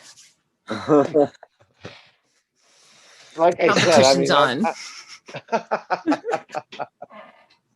I won Motor City twice, so it's I don't expect them to give it to me every goddamn year. I mean, it's not fair. Hey Todd, off subject, but are you going to Evergreen? No, that's Golden State weekend. Oh, is it? Mm-hmm. See, I thought about going to Evergreen because Ty's going, but the flights there suck. They're number one, they're expensive, and then they also have long layovers. Yeah, see, LA's quicker and and it's cheaper. So, Jay, I'm thinking about driving out, like just turning it into a road trip Driving out where? to Evergreen. I mean, I don't know if I'd be able to swing it because, like, for me to take off work from my main job, I have to find someone to cover each one of my shifts. Yeah. And if I can't, like, I can't take off. So, like, this lady that I work with, Colleen, was nice enough to work the 19th for me. So I don't have to rush home from Chicago that night and then get up at 5 a.m. and go. So it would just depend on, like, how long you're planning on being on the road. Like, because I'd be down to go, but I just think that you'd be gone for longer than I could take off. Well, it's in Oregon, right? Evergreen? Yeah. Yeah, see, well, from where you're driving and that, you're looking at least a 40-hour drive. Yeah, it's a day and a half. I looked it Yeah. up today. Yep. So, I'd probably make it at least and I'm telling you, you're going probably to a want to week stop or driving out there 10-day anyways. trip. Yeah, You're I'd going to probably want to make stop. You're going to want to stop anyways at some spots and look at the scenery because it's beautiful driving out that way. I drove to Vegas before, so I would love it's to do that. And if it was like the old Jay where I was just working in a factory or something, I would just quit my job and like run for 10 days with you, but I can't do that stuff anymore. I have to like give up. You're like, I have a job I care about this time. I got to be responsible. Now I feel all like, right, guys, I'm going to All right. get out of here. all right. Thanks for joining us, Todd. We'll talk to you next Peace, week. man. I'll see See you you guys later. next week, man. See ya. Later. Yeah. Bye. If I were to drive out to Evergreen, I'd probably make it at least a week or maybe a 10-day trip. And I'd probably want to spend some time in Colorado for sure. I'm overdue for a Colorado trip. I've only been to Colorado once to get tattooed. It was actually the second session on my sleeve. And I don't think we went far enough west to see like the really cool parts of Colorado. Mm-hmm. We like where we went, it was like really cool and like it was still beautiful and everything, but it wasn't like we didn't go west of Denver, which is where I believe all of like the really cool stuff is in Colorado, like the rocky looking mountains and everything. Yeah. Where we were at, it was like more hilly, like Kansas. Yeah. That's actually one of the things I really like about Colorado and like the Colorado Springs area. And it sounds like the area that you're talking about is like, you can be 45 minutes from anything you want to do. Like if you want to go do something in the desert, 45 minutes. If you want to go do something up a mountain, you want to go skiing, 45 minutes. You want to go like kayaking or rafting, 45 minutes. Mm-hmm. It's like, it's just so many possibilities, whatever you want to do because of like, how the mountains work. You've got like everything at your disposal. If you want to go on a crazy drive and just like slalom up and down a mountain, you can. If you want to, I don't know, everything's just right there. Whatever you want to do, you can do it. Like if you are an outdoors person, you can experience like every season, any day of the week in Colorado. So true. Yeah. So true. I think that's why I love it. Like I can go from like a desert hike and then straight up a mountain, snow within the same afternoon. I love it. Yeah. Yeah. That's why I love the West so much. It's everywhere you go. It's so beautiful. Anywhere. Anytime you're at any elevation, you can see so far out, you can only see like a couple miles, if that, you can hardly see above the first tree here. When you're in the mountains, you can just see 30 miles away plus. I really kind of look forward to like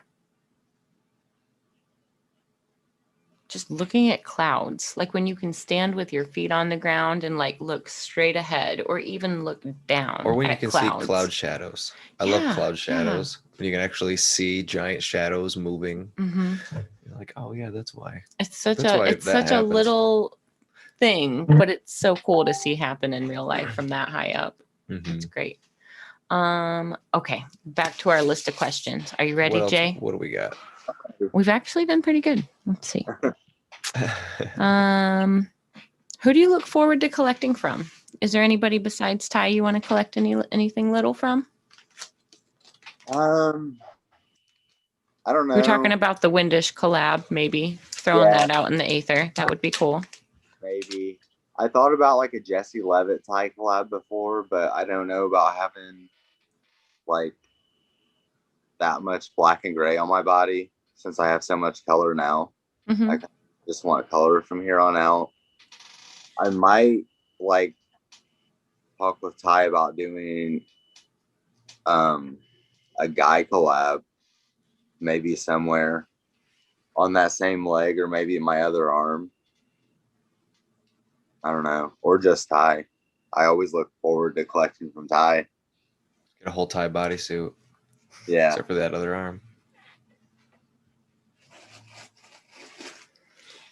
I don't know. I feel like it would be pretty special. I really enjoy, like, now that I've got clients that I've gotten, like, that I've tattooed multiple limbs and torsos, and like we're approaching, like, this is really starting to like button up into a bodysuit. It's really cool, the relationship that forms there. Like my buddy Daryl, for instance, like since I've been tattooing him, we've grown into such good friends. Like we're definitely in the same friend circle, but like I've known him since his kids were little, and his kids are like grown and now like in the Marines and out of the Marines, and like the youngest has, I think she's a senior now in high school, and it's just crazy, Yeah. like how comfortable he and I are with each other. Like he goes with his friends to get tattooed, and he's like, I just don't even want anybody else to touch me. Like I already know what to expect from you. You know, you do exactly what I want. You've gotten so much better. I've seen you grow. It's all on me. He like, I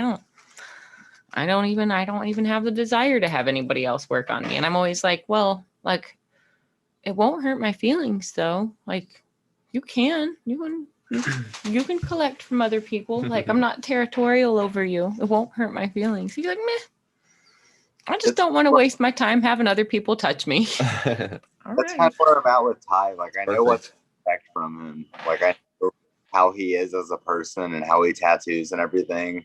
Like I just don't really have a desire to like figure out, like go through that whole learning process again with someone else, you know? Mm. Yeah, I feel like your attitude about it is so similar to my buddy Daryl, who I'm talking about. Like, no, I know I could get tattooed from somebody else, but it's cool. I'll wait for you. You know, and he lives out of state now, and he still travels up to see me. He's a pretty active motorcyclist. So summers it gets a little hard to see him every month. His weekends get eaten up with travel.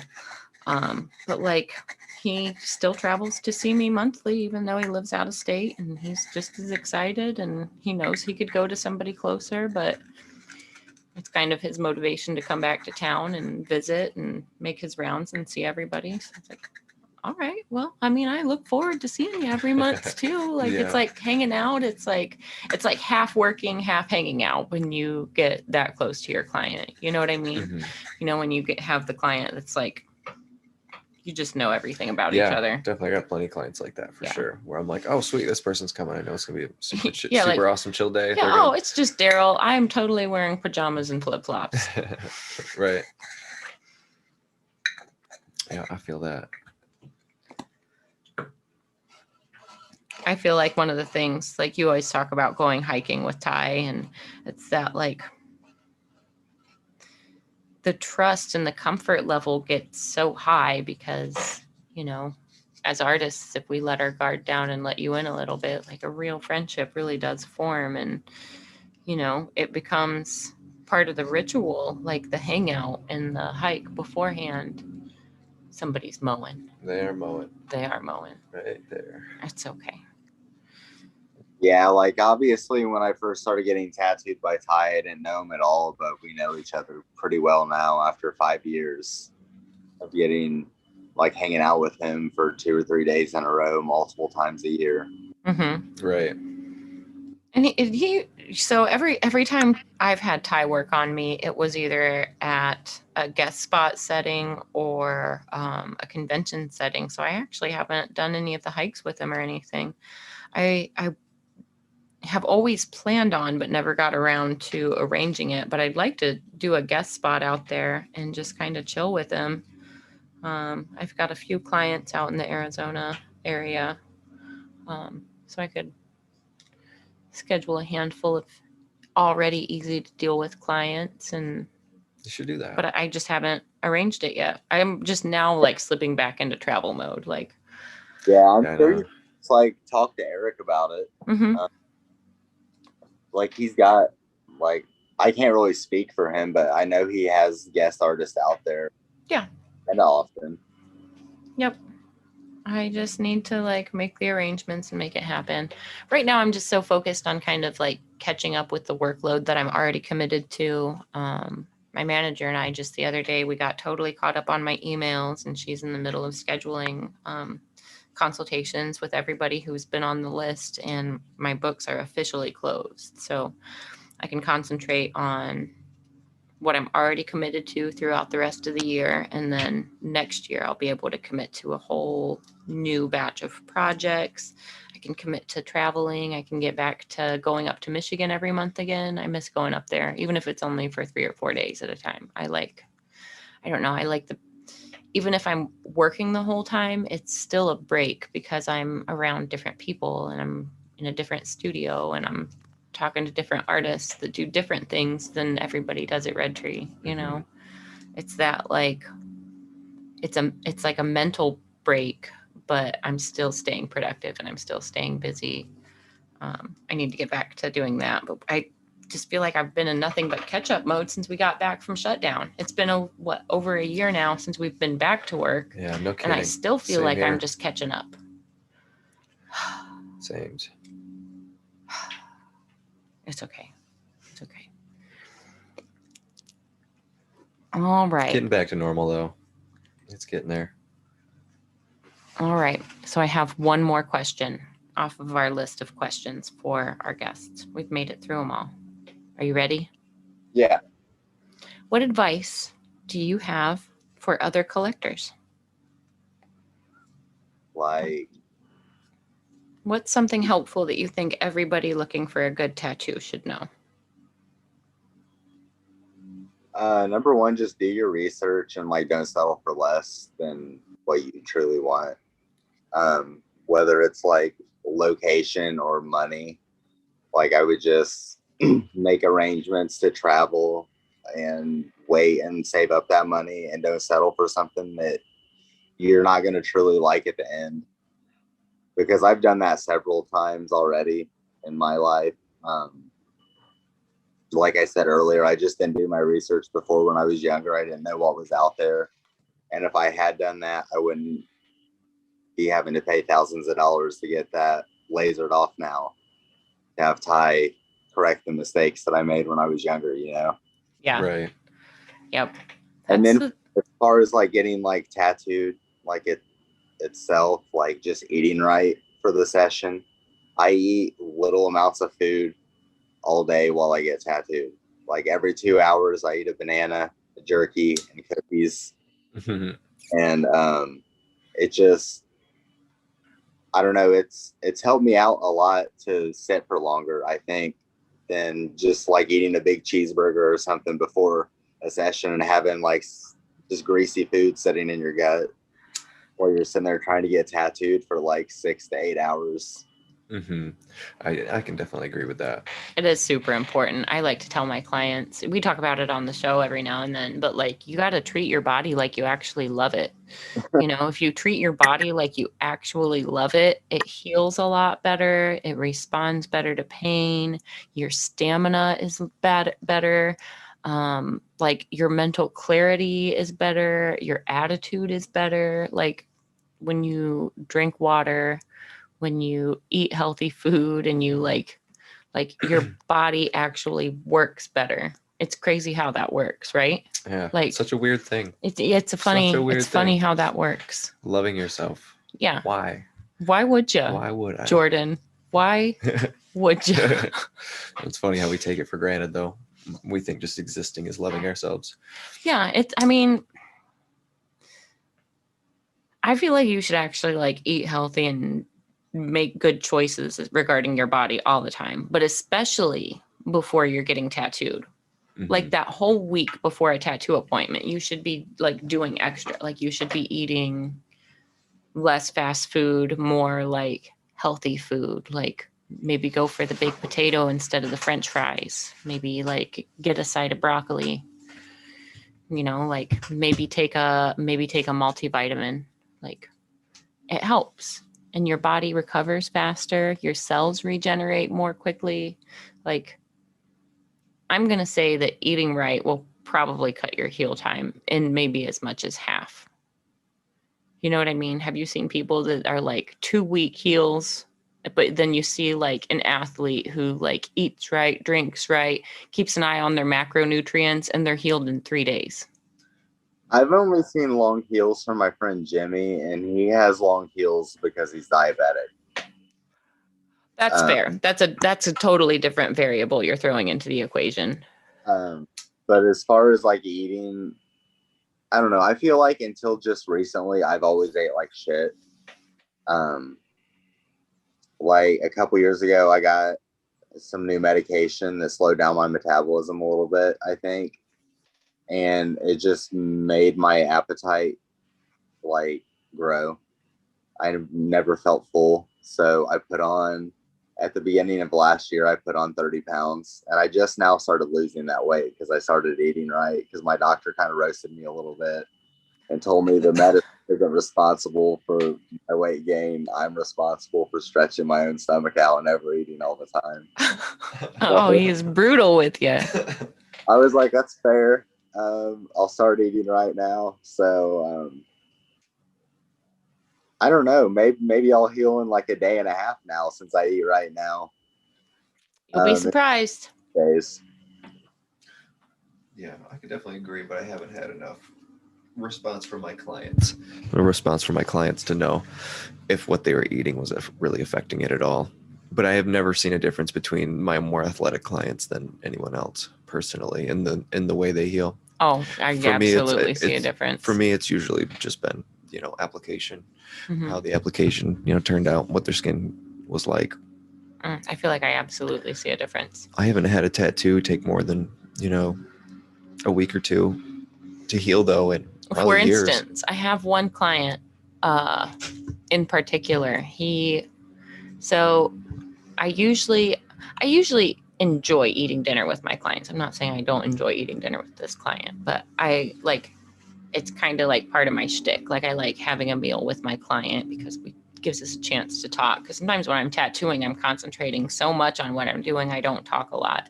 Other times I'm just like, it's free flowing and I'm a blabbermouth the whole session. But on the days that like our breaks and our meal times are really the only time I'm talking with my client, I really enjoy sharing a meal with them.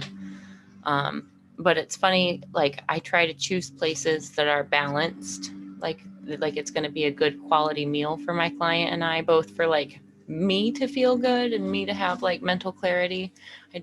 Sometimes I'll pick the deep fried options, but more often than not, even if it's a little bit more expensive, I'm going to go for like the quality meal. Yeah. You know what I'm saying? Well, there's one client in particular, he's got all kinds of skin problems. I shouldn't say all kinds, but like he's got psoriasis and it's always flared up. I've never seen him drink water. I've never seen him drink anything that wasn't Mountain Dew.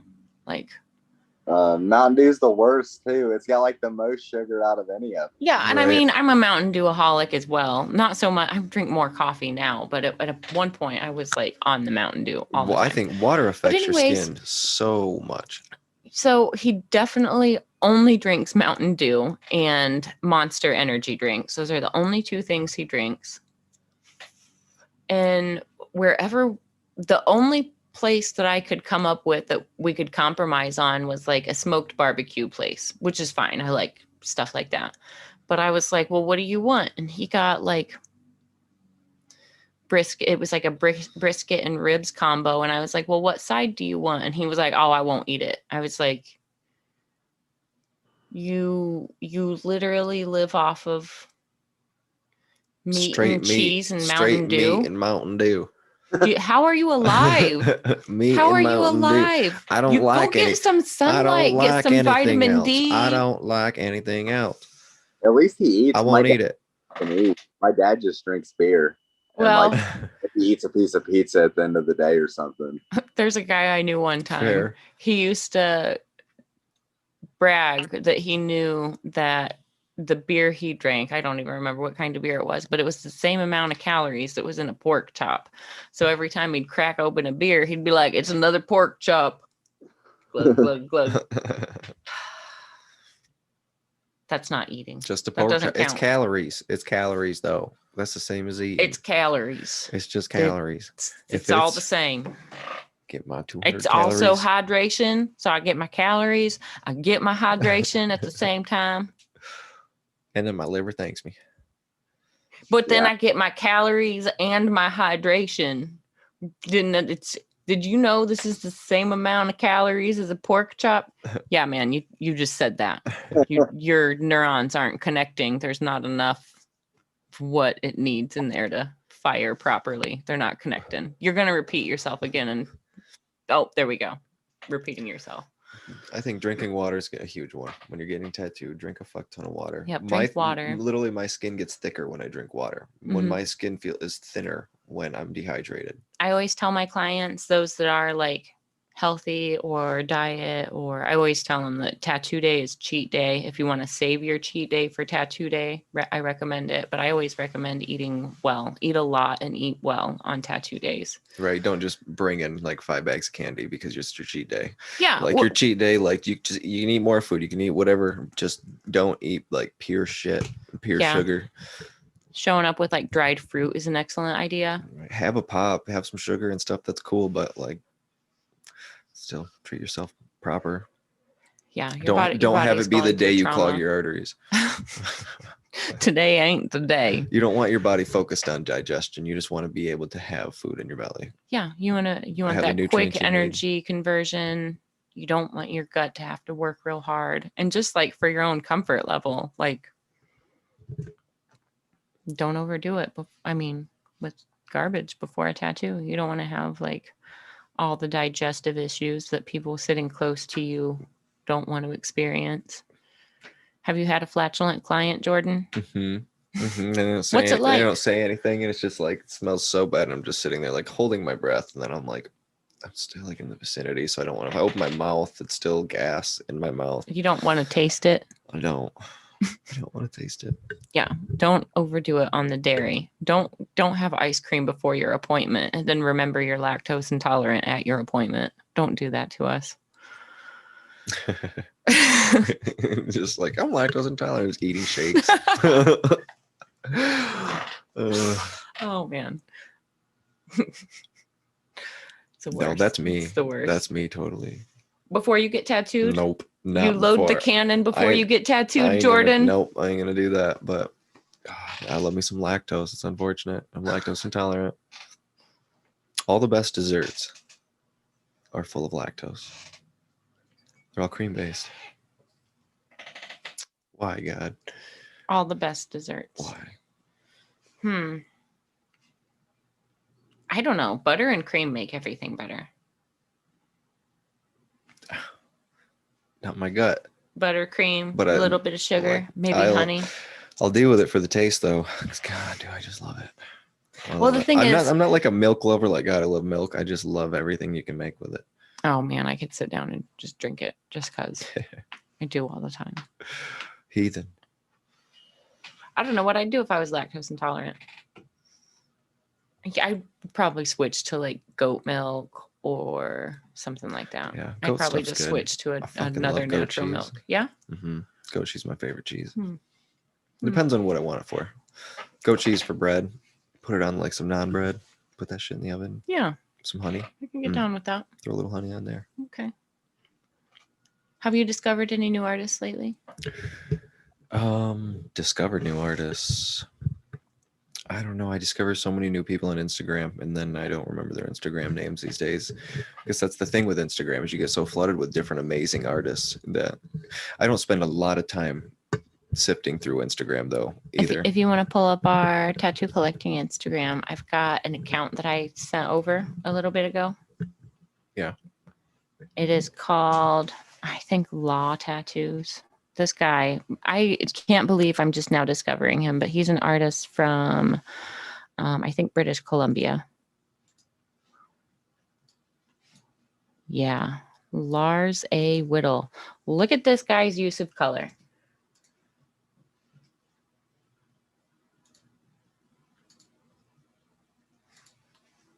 Blows my mind. I love what he's doing. Like he's got like these almost Art Nouveau elements, like with these like flat carnations down here and the like wheat in front of it. It almost looks like Art Nouveau, but then he's got this like decadent landscape behind it. Look at it. Look. Just look at it. Those purple mountains, majesty. You see that, Jordan? Mm-hmm. Mm-hmm. Purple. Purple mountains. Purple mountains. Who would have thunk? Yeah. Make them purple. Brilliantly cool in the background. Yeah. That middle ground nice and warm. I The saw foreground nice and neutral, but still warm. I saw a piece of his. I can't even remember which is the one that I saw, but then Todd sent me the same piece. And I was like, man, I just discovered this guy today too. This is who I was talking about at the beginning of the show. Can I touch this? Will this react? I don't know, maybe. Nope. No, you can. Is it still screen sharing? Mm-hmm. Oh, that's cool. All right. Hey guys, I'm listening in. If there's another guy that I found recently that I'd like to show you guys, he's on the Raw team, but he does a lot of really cool digital art. _ Brahawks, BRAHOX. Oh, let's check this thing out. Yeah, I'll have to check that out in just a second. I just love the like flat next to the smooth gradients. Everything about his work pulls every trigger I have. I love it. I can't believe I hadn't discovered him before. These little thoughtful, they're almost like finger waves in the hair of the ears. That's a really, like, he's got a lot of really thoughtful solutions to a lot of tricky visual problems. I'm blown away. Very cool.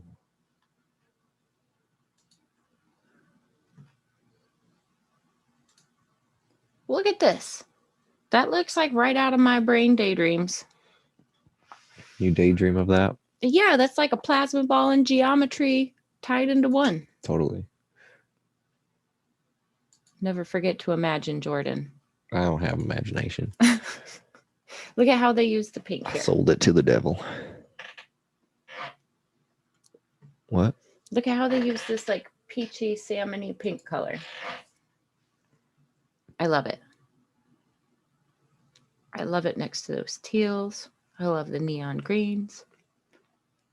So anyways, Law Tattoos. This cat, I think, is one of my new favorite artists. I'm really excited about his work. I think his imagination is working in a lot of the same directions that mine does.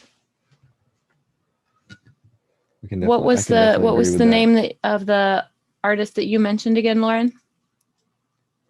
_ BRAHOX.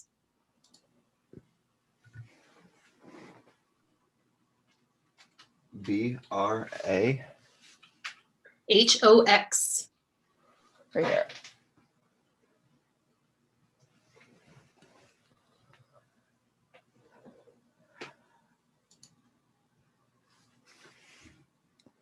Oh yeah. Look at those landscapes.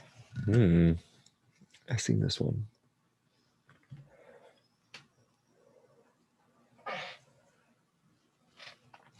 That's pretty fantastic. Scottish man. Good old Osiris. I I like that it's not just monochromatic and then the red, but they've got some gold in there. It makes the red look warmer. Mm-hmm. Very cool. What's next? You can see some of the digital artwork a little bit down as well. It's almost like the textures of an iris in that mouth. Go up to this landscape up here. Look at that waterfall. You want to go white water in? And some more mountains majesty. Okay. Yeah, this is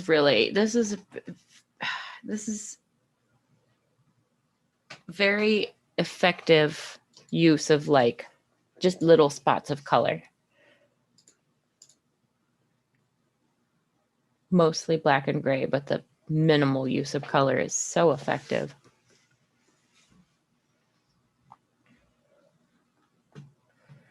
Yep, coming right at you. That looks so sick. Look at that moon dragon. Do you see him? Yeah, I see him. I see him. Like one scale. He's from Chile. One scale is like that big. That's awesome. It's huge. Yeah, he's got a lot of the same interests in terms of like what makes pigment and stuff like that. Just interesting conversations with him. Mm-hmm.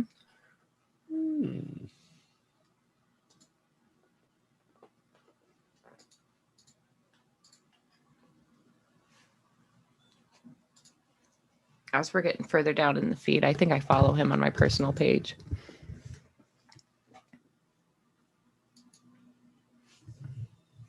Look at those textures.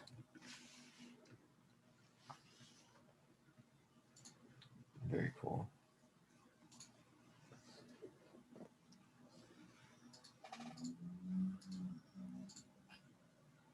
It's kind of like if you took Keith's work and mashed it up with Dante's work. Definitely.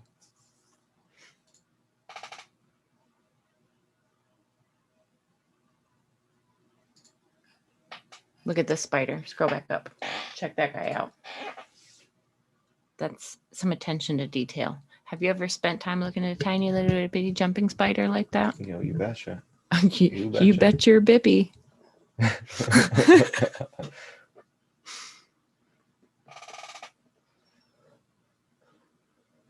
love spiders. Nice to have a tarantula. You had a tarantula? I always wanted I wanted like a jumping spider, but one of the bigger ones. So that, you know, bigger ones are like an inch. Still tiny. You know they exist, like in the wild. If you like look around your backyard, you'll see. All over the Maybe place. not that Definitely big, not but not the big ones, but I see jumping spiders everywhere. I get so like into it when I see them. They're like the monkeys of the spider world. Yeah, they're stinking cute. Mm-hmm. They're very aware of their surroundings. They're very responsive. And they like to play. That's what I love most about them, is that they're playful. It's cool to see that in creatures. Mm-hmm. Let's check out this. Is this digital art or are these charcoal? Digital. Nice. Digi.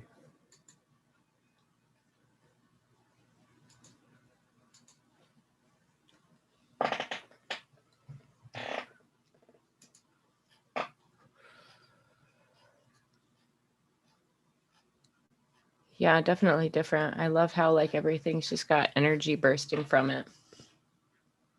Good call, Lauren. Thank you. When I saw him, I was pretty intrigued. He speaks good English, but he's going to be on Hablemos de Arte on Tuesday with Bruno, drawing, and it'll be in Spanish, but that'll be on Reinventing the 13th at 9. Let's go back. You got anybody you want to share, talk about? Anybody I want to share or talk about? On the spot. Yeah, I don't know. Lots of artists. All the artists we talk about. Cassidy Bell's been posting some cool stuff lately. I feel like I've been clicking his like box a lot. Yeah. Like I said, I love Cassidy Bell's work. I just haven't been spending any time on Instagram lately. I've just been kind of focused on my real life. Trying to just get tasks done. Rub it in, Jordan. Rub it in What? that you have a life. Oh. I tattoo on Instagram. That's it. That's all. That's all Fawn does. You want to pull up his page? You kayak and you have fun. You just got back from Vegas. I did get some yakking in. You want to pull his More page to up? fun than tattooing on Instagram. Who? Cassidy Bell. Oh.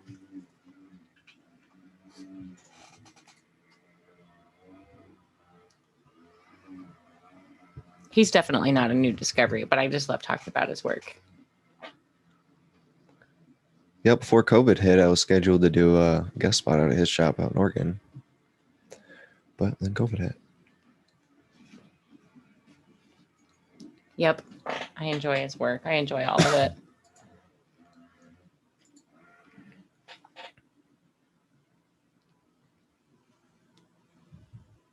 So meticulous, but he's got to just zen out completely while he's making these shapes. Mm-hmm.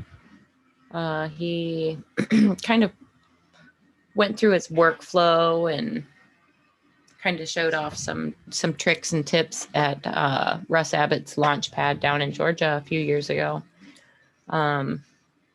Definitely impressed by the workflow, the way that he designs these patterns and builds them. And then, I mean, he's got tons of like pre-made brushes, but they're made by him. But the way that he showed off his workflow and how he achieves such coolness, and it really just like spurs from like playing until it looks interesting.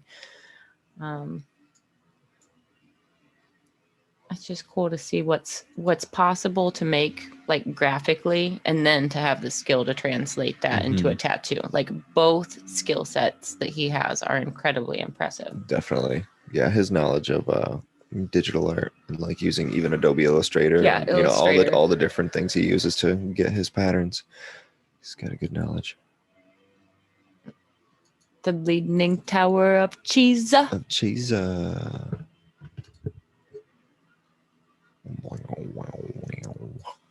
That's what that one says to me. This looks like some of the newer giant cybernetic looking stuff that you've been doing. I could see you jumping down alleys similar to this. Thank you. I'll have to pull up some of the stuff that I just posted as well. I've been working on a few different projects. It's just crazy how many in progress projects I have. I feel like I've got this. I've been trying to post lately, but also all my posts are in progress work. Every piece is like an in progress piece or something I'm just starting. I can't wait till like all these projects start getting wrapped up.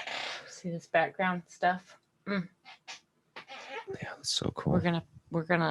You're gonna be decked out with crazy colorful stuff like that here soon. That's what I'm looking for. Turn it into a colorful black hole of string theory, quantum madness that's mixed with glass art and kind of molten. I got you. Say no more. No, however, we want to do all those things. First you wig, I love this. then you wag. How we made it. These cool patterns there. Liquefied it. Mm-hmm. There's some good programs that'll do that for you too. I'm not sure if he split those and then drew that together, which wouldn't be, that hard of a task to do. Or there's the liquefy tools for sure, and in different things. I forgot what the program is, but there's this liquefy program where you can literally do that exact same thing, and it also do watercolor for you and different things like that. Yeah, Photoshop does it. I feel like I'm going to be jumping back down the Adobe rabbit hole here soon. I've been on Procreate and Clip Studio for so long. Yep, I love that. I'll do stuff like that all day. I'd love to. Like that.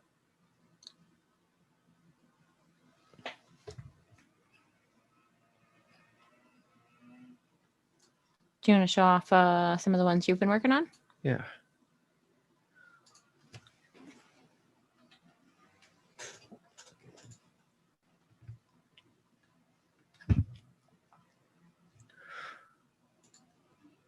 This is one we just started 2 days ago.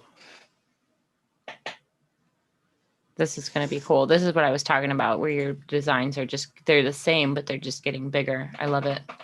But you know, I'm a fan of like big, bold, black marks. Yeah, thank you. I've been just trying to make things bigger and bigger.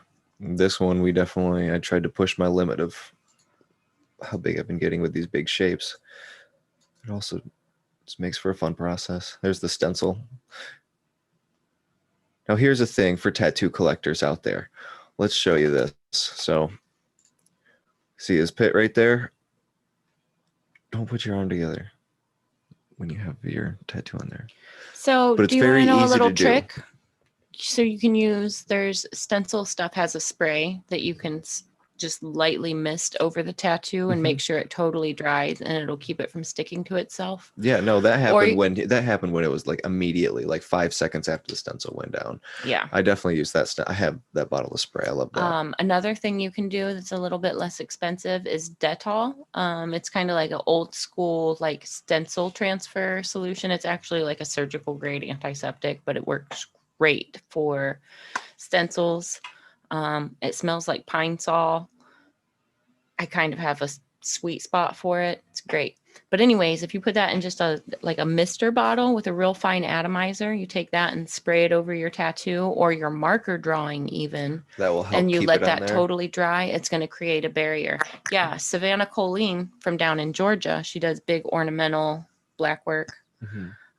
She showed me the trick to use Dettol to like seal the tattoo on. She recommended that over anything because she draws everything on, and she's got like such extreme symmetry that it's really hard to redraw that throughout the tattoo. So I'll have to remember that. I really like the stencil stuff.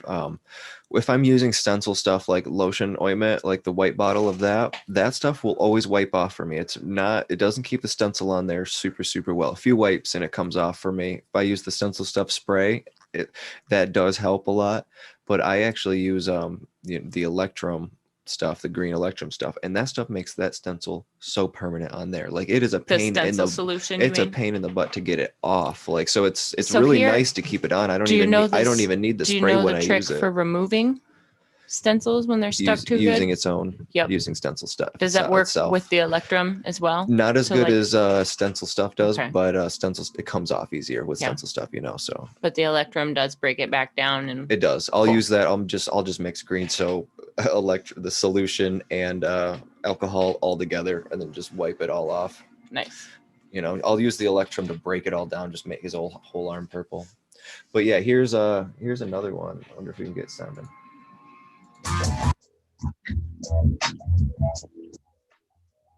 We just blew everybody's speakers, Jordan. Oops. Way to go. Way to go. Came off on the real speakers. That's funny.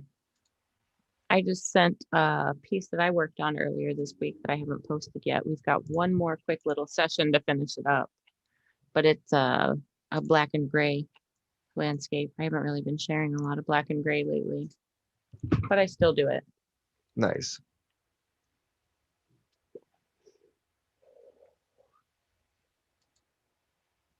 Here's a black and gray. Well, a little bit of red. Yeah, this one's coming along really nicely, Jordan. Thank you. I'm having a lot of fun with this bio sleeve. While you talk about this sleeve, I'm going to go get a coffee refill. Well, we are, I think, 2 sessions deep on this one. No, 3. We just did a 2-day session on it.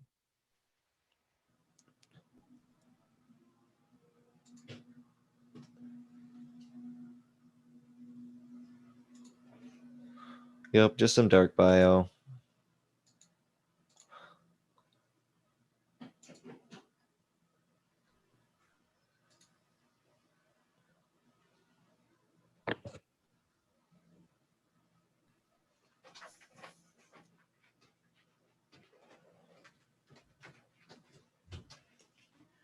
Ooh, coffee. And chalky milk. So I've been putting chocolate milk in my coffee all day. I call it a white trash mocha. It's fantastic. I recommend it. Oh, this one's cool. The one with the blue stripe on it. I saw that you worked on that the other day too. Oh yeah. Yeah, we added some back stuff. He wanted like some like weird some Japanese clouds and stuff with that. And Yeah, so we're transforming it, and it's kind of going to end up going down into the trees back here. So it's going to come up here down into that. So we started working on a big realistic moon, and then some Japanese clouds that kind of came into it. Some faux Japanese, not quite Japanese, but we're going for this type of feeling with it. And then that's going to come into some more geometric stuff. And I don't know, he keeps coming to me with different ideas, and he's pretty particular about It's growing really how he nicely wants to, though. how the things he wants to put into it. And I'm, I've been kind of letting him do his thing while telling him I'm going to do my thing. So it's been a good My buddy process. Cameron sorry, that was really loud. I didn't realize I was that close to the microphone. So my buddy Cameron that I'm working on, I've been working on him for years, and he has had such particular visions the whole way. But like within each little vision, I get all the freedom in the world. But it definitely took like, you seem particular. You seem like you've got a plan.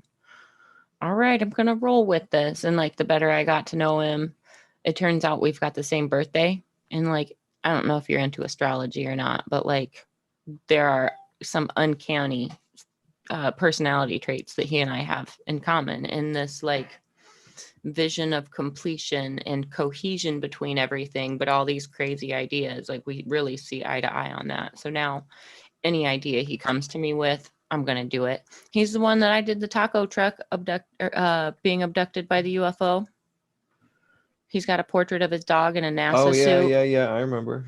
Like I his remember. ideas, sometimes they're off the wall, but his sleeves have come together so cool. And if you know him and you know the stories behind everything, like he's really told some cool stories with his tattoo work. Well, I guess, I've helped him tell his stories with some tattoo work. But what I like to look at his work very objectively, because a lot of it isn't my typical style whatsoever. It's more like the style of other artists that he loves, that he trusts me to recreate. So like one sleeve is like just a mishmash of different glass artists and different little sketches and stickers and little pieces of art that he's held on to for throughout the years. And the whole other sleeve is kind of revolves around the style of an artist named Grasp. He's like collected a few paintings from him. And so like, it doesn't totally look like my style, but it kind of does. But like you can see all of these other artists who have deliberately influenced what's going on. God, yeah, right. Oh, this little guy? Right. Here's my back. This was not done by me. This is on me. But two big cover-ups right here. I had, you can't see it now, but this was a big old Polynesian piece. Like, solid black, like outline that came around it. All sorts of just solid black all over the place, just blown out. It's fucking bad. So tell us how you really feel about it, Jordan. Oh, man. Oh, sorry. I had to get that one out. But it's gone. I can't believe looking at it, how gone it is from there. And this was a big alien face. I remember watching him draw that with marker, and I was like, oh, I see what he's doing there. And then he just like took the boldest shapes. Like if you looked at the train wreck that you had on that shoulder, if you just like looked at that out of focus, he mirrored that same out of focus shape on the other side. So it was like, oh. Right. Looks like it was meant to be there. Right. I see. Such a good distraction too, creating just that symmetry. But the thing is, he used it. He didn't cover it. He used it, and he turned it into a whole element. Yeah. Wizard. He's a wizard. It's crazy. It's wild. Back tattoos are such a wild thing as a collector, because you just don't think about it until you have it. You don't see it. You never see it. I can never see my tattoo. So when I see it in pictures or I see a video of me and my back, I'm like, holy fuck, that's on me. It's not something you ever think about walking around. You're probably same as your back, and Jay, same as your back. We know it's there. It's just, you tend to not think about it. And then it's weird going back. I can imagine even like Jay for your back, when you go back for just like those, almost like glazing sessions where he's just going through at the very end, like, yeah, come back for one more session. And you're like, I don't know. I know it's going to look better, but it looked good to me already. You just keep on, if you want to do more, cool. Man, what a journey. How many sessions are you guys finished with your back, Jay? Yeah. How many sessions did it take you? It was 5. It was around 30 hours of work. Yeah. That's a lot. You got a lot done in Yeah. no time at all. That's crazy. Yeah. Also did it pretty quick. I remember for my back, I just did his old assistant on a Saturday and was like, it was in November, I remember, and I was asking her about days he had available, and she started telling me his December dates for that year. And I told her that I was trying to get in sooner than that. So she told me that if I could like somehow fly out, I think it was like Monday or Tuesday, I could get in with him. So I flew out of the same airport I usually use, but I had to fly back into Ohio to make it like affordable and everything. But we did my back in less than a year. Obviously, I had to fly to Arizona for all the sessions besides, I think, one of them. But we started in November and finished in November of the next year. That's an accomplishment, man. It took us 2 years to do mine. Yeah. Yeah, I mean, and we were pretty diligent about it. But I mean, mine does come all the way to my cheekies. Yeah. But yeah, it was definitely. It seemed like not every month, but every 2 or 3 months, I was headed back down to Georgia. So it was pretty steady. Yeah. Pretty steady. Every few months, I was getting work done. I got one more session to get in on, or 2 more sessions, but I'm gonna bang it out in, one big trip. Just do 2 days in a row. Finish this all out, and then probably go down to the booty cheeks, It's gonna look so crazy. and then we'll wrap around the sides here. And Adam is going to be finishing up this arm. Not sure if he's going to be finishing, but we'll Working see. on. Yeah, Yeah, we'll get some footage of that. we'll do a full day. We'll get Jordan squirming. We'll be squirming. That is going to be a Cincy area. When It's we gotta- schedule some time for your arm, we'll get that all recorded too. Yeah. It's easy to go back to an arm though after your back. That is for sure. That is for sure. Because this thing has definitely been the worst thing I've ever gone through. Yeah. Upper area, not so bad. Center here. So like this whole center was definitely, I think, the worst. Yeah. And Along with the pitties. and the lower back is terrible. Yeah. Down there. That's just makes you want to jump. Yeah. Because I remember chill. even on my ribs, I did like an 8-hour session, I remember, but on my back, the longest session I could ever do was like 7 hours. They were mostly like 5-hour sessions because I just couldn't sit for that long. I mean, I guess I could if I really wanted to, but it's just not worth it to me if I get to that point where it's that agonizing for me, it's not worth it to try to sit for longer because I'm just going to be squirming around anyway. Yeah. Absolutely. I feel like my sessions with Russ, we were so goal oriented for each session. So it was like both of us were determined to, accomplish X amount. So it was like we were both counting down towards that finish line. But that led to some really long sessions, man. Ugh. I just tried not to look at the clock, but he's got this really cool clock that like flashes and dances and does all these cool little glitchy things deliberately. So I can't help but look at the clock and notice how little time has gone by the whole time. Oh, the worst. Yeah, don't look at the clock. Don't watch the clock. Don't ever watch the clock with anything you do. If you want something to be over with, we'll go so much slower. Don't watch the clock. There's that color piece. You and Austin were talking about this one the other day, weren't you? Mm-hmm. Oh, we're not screen sharing anymore. I'll throw it up real quick. Yep. So with this one, we'll go back through, get some more shading into these flesh tones. But a big thing that we haven't done yet is any sort of like line weight. If we have, it's been minimal. And so I'm going to go it's through. All committed, but loosely. Yeah. And like something I really loved about this piece is that I spent the actual drawing that I did is I had the drawing for years before anyone finally got it. And then she finally got it. So we kind of redesigned it a bit to fit her leg. It was kind of drawn as like a back piece, symmetrical thing, at least ornamentally. At the bottom was symmetrical, but was the line weight. I got really deep into the line weight of everything. And so that's something we'll have to, we'll spend quite a few hours doing that. But it's huge. It's huge. So it's taken a little while. Yeah. I think we're Big three tattoos. sessions deep so Big far on tattoos this. take a while. Yeah, they really do. They really do. It's pretty mind blowing because like when I look at my leg tattoo, it's about that big. It doesn't really come up onto the booty as much, but like it was accomplished in one day. Mm-hmm. But I mean, it was 2 artists just blasting away for the entire one day. But it's really, big tattoos are a commitment, I guess is the point that I'm making. Like it just takes time. Like, the idea might seem simple. It might seem like it'd be just as easy as like the upper half of an arm. But when you look at like how many square inches it is, it's really a commitment. It's like it on both parties. It's a commitment. Mm-hmm. This thing turned out so cool. Thank you.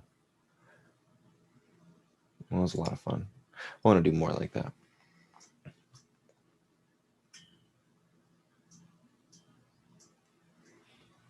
Yep.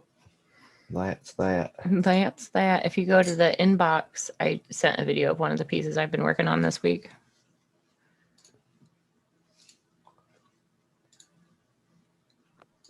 Look, it's black and gray. Did you know I could? Oh, I knew you could. Did I you know liked I it, could? but I like to see you try. It looks, Thanks. it looks awesome. Thanks a lot. The water droplets and stuff in the water are really becoming fun. I do it a lot with color, but it's nice to like Yeah, no, your black and gray works back off and definitely do it in black and gray a little super bit. on point. Thank you. Yep, we're actually gonna have like a peony will sit on her wrist and cap off the bottom of it. It'll be more in like that whip shaded style, like the flowers at the top. Mm-hmm. But that last little detail, we'll get her in this coming week. Finish it up. I'll get better photos to share of this. This was just, I'd been working on her all day. It was like 2:30 in the morning. Again, like when you're getting a big tattoo, it's a commitment. This was 2 sessions, but 2 really long sessions. Isn't it fun probably going back into a black and gray piece like this too, where you can kind of like cancel out the complexity of the colors, but put all that complexity into a few variables of like your gray washes and grays that you use. You probably don't even use grays in here. This is all gray wash, isn't it? A little bit of white. Oh yeah, there's no opaque grays in there at all. That's I use, generally I have 1 black and I dilute it with a solution that's half glycerin, half witch hazel. So I make my washes super organically. But you create a lot of complexity with just that. Mhm. That's awesome. There's so But much like when I depth work there. with charcoal, I don't overcomplicate it. Like I have Like this whole watery area soft, there. medium, hard sticks of charcoal, and then I'll have matching pencils. I just keep it simple. I don't erase. I don't use a tortillon. So like when I work with charcoal, I work with it as if it's very permanent. So that's how I think when I'm working in black and gray. Like I'm working with a stick of charcoal, and like, you know, you're working with like carbon in the skin, like carbon into the skin, not carving carbon, like the molecule carbon. Yeah. Yeah. I'm not carving. I'm not carving. I'm using. You don't carve. Carbon. You don't carve that into the skin. Yeah. No, I delicately fluff it in there as if it were a soft stick of charcoal. Yeah, I can see it. You see, you see that I fluffed it in there. It got fluffed. I just that corner tucked it in. Just tucked it right in there. Yeah, it looks awesome. Light rays. Okay, we can look at something else. I mean, we can keep looking at it if you want, but like it's a 14-second video. We're gonna get dizzy. Dizzy. Let's see what Todd sent over. Oh, geez, he's showing us what he's eating. This guy. Nice. Snacks. Yeah, so I'm kind of excited because I realized that weed is legal in Illinois, so when I go to Chicago next week, I'll be able to go in a dispensary maybe. Nice. Yeah, because it's Jay, we I don't- got to meet up next weekend. huh? He didn't hear you, Lauren. Lauren said you guys got to meet up next weekend. Oh yeah. I don't know. Chicago sounding like fun. I feel like I'm maybe going to hit up Derek. You want to go to Chicago with me? And he'll probably be like, yes. He's super cool. And I've never been to one of the Villain Art shows, but Todd told me that they're like way bigger than Hell City, like size wise. Yeah, they're huge. Yeah. Most of them, I shouldn't say most. Some of them are huge. Some of them are very big, but it just kind of depends on the city, I guess. But yeah, I heard that Chicago's pretty big. Yeah. And there's some artists there that I want to meet. Like Toxic is going to be there. I've never met him. I'd love to introduce my buddy Derek to conventions. Well, the Chicago show would be a good one. I may, depending on how the rest of the week goes, I might just hit him up and be like, we're going to Chicago. Get in the van. You're abducted. Nice. Let's go. Might just wake up early, roll into where he lives, swoop him up. Bag over his head? No bag over his head. Maybe Like, bag? Yeah. Bag over his head. Get in. But yeah, the more I think about it, the more I think maybe Sunday I'll just load up and see if he wants to come with me. How far of a drive would it be for you? I think it's like 6 or 7 hours. It's only like 3.5 for me, so that's why I agreed to do it. Plus, Todd was like, "You can just hang out with me and Tommy and get a cot and bring it up to our room," because I probably wouldn't be able to afford to stay at that hotel that it's at. 5.5 hours. 5.5. That's not bad. Yeah, it's not bad. Yeah, we could totally like leave early in the morning, be there, hang out all day, and come back that night. Yeah, I've been trying to like start setting money back for my next tattoo session, so I'm trying to spend minimal amounts of money. So I don't know. It's sounding more and more appetizing. I feel like I need to make it happen. What about you? Are you working that Sunday? What's the weekend? Sunday after next? No. Well, yeah. I don't know if I'm working, but I don't think I'm going to be able to make that happen. My next couple weeks are super booked up with different things going on. Yes, no? Yeah, I do have that off, but I'm not quite sure yet. I'll have to keep you updated on that one. We'll see. Can't make a plan right now. If I can responsibly make the trip. I had no think I'm idea going until to. today. It would be good though. I do like the chance to like talk to other collectors, and I just got so many ideas walking around the indie show where, like, you know, if we don't even necessarily need matching shirts, but if we have like matching lanyards and we have like a mic in our hand that has our logo on it. We need shirts, hats, mic covers, lighters, lanyards, lighters, stickers, cards, patches, mhm, mud flaps, and shirts that we can sell. But I had so many ideas about how we can interact with people. Turtles with our name painted on the back of them. Yeah. Turtles with our names. Paint some manatees while we're at it. Yep. TCP manatee. I'm gonna scratch my name in the algae. No, don't do it. I would never. That's terrible. Don't do it. Terrible. I would never, ever, ever.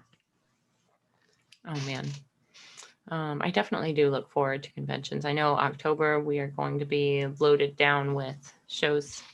We're going to get all kinds of footage and material. By then we'll be going live whenever we want.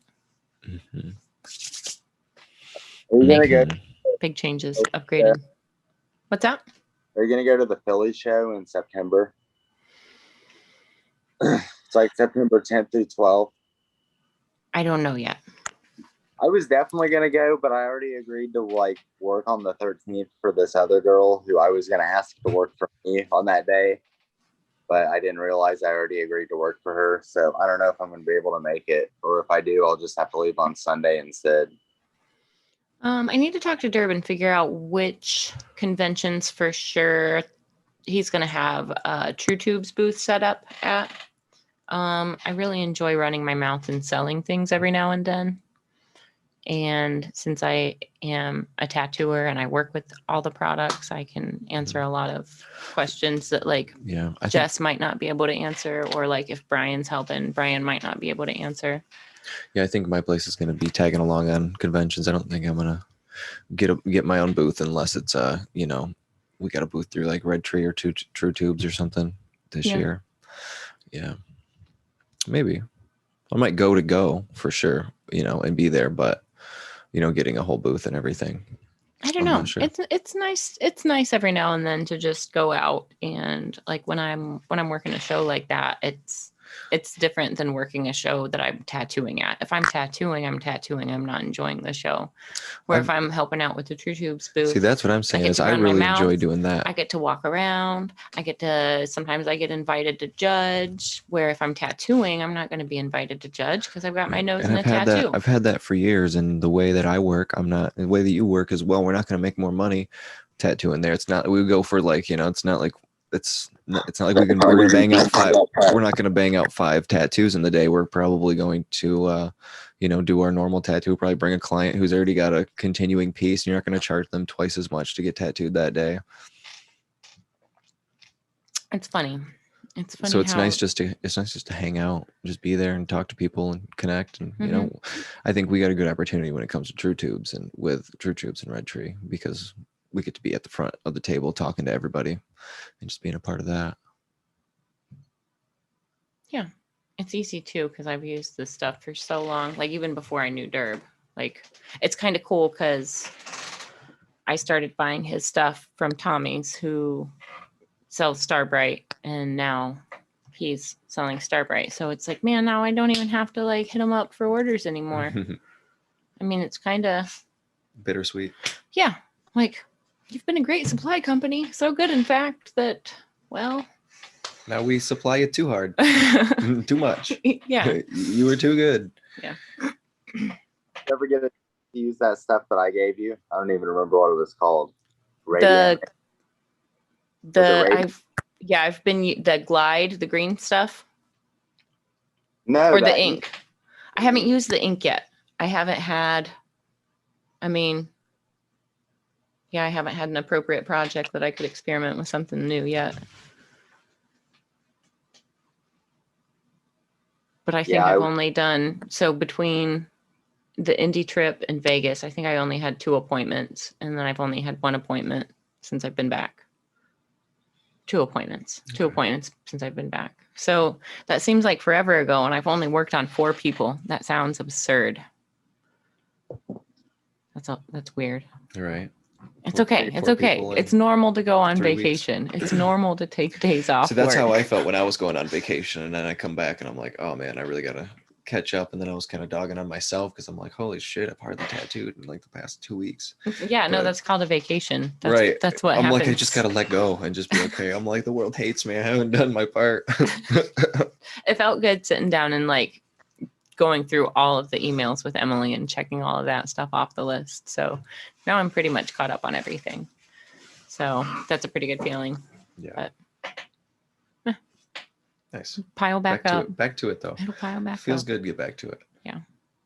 Yep. I'm nose to the grindstone from tomorrow on. So yeah, as soon as we're done with this, I gotta put that fuel pump in the Jeep real quick. Jordan's becoming a mechanic, guys. All night. What's it been like? As quick as I can, mechanic. While still getting the job done right. What's it been like? Yesterday it was learning a new trade. What's it been like learning a new trade, Jordan? Almost 100 degrees outside, so I had to build myself a little canopy out of a tarp. You know, so I had some shade, and I lifted that Jeep up and I pulled that gas tank off. Good job. And I used WD-40. WD. It was rusted out. It's 96. So WD-40. imagine. I don't know. It's fun working on that stuff, but I also don't have the time to do it. So like when Mhm. I am doing it, I'm like, okay, we're gonna fit this into today, and we're gonna fucking do it. So I woke up, slammed some Red Bulls, just got on YouTube and just YouTubed everything I could about everything that was going on with my Jeep and what needed to be done. It feels good to be able to figure it out, though, doesn't it? Yep. And now I got to clean the carburetors of my motorcycle. But I want to do that today, but I'm not gonna have time for that today. It's not. We got to draw. Mechanic Jordan. I got a geometric sleeve to do for the next 2 days. So I got a 2-day session coming Nice. up tomorrow and Saturday. Nice. Yep. And we'll bang out as much as we can. Bang it out. Bang it out. Bang, Let's go. Bang it up onto his bang arm. it out. Oh, man. Well, I think we've been going for about 2.5 hours now. Is Yep. there I anything think a pressing that you feel like we 2:30 need show. to talk about? There's nothing more pressing than aliens, I feel like. So, we've kept everyone pretty up to date with what's going on with that. I don't know if we need to spiel off about that today. Yeah. So I have a few tentative guests up in the aether. I'll get something narrowed down for next week.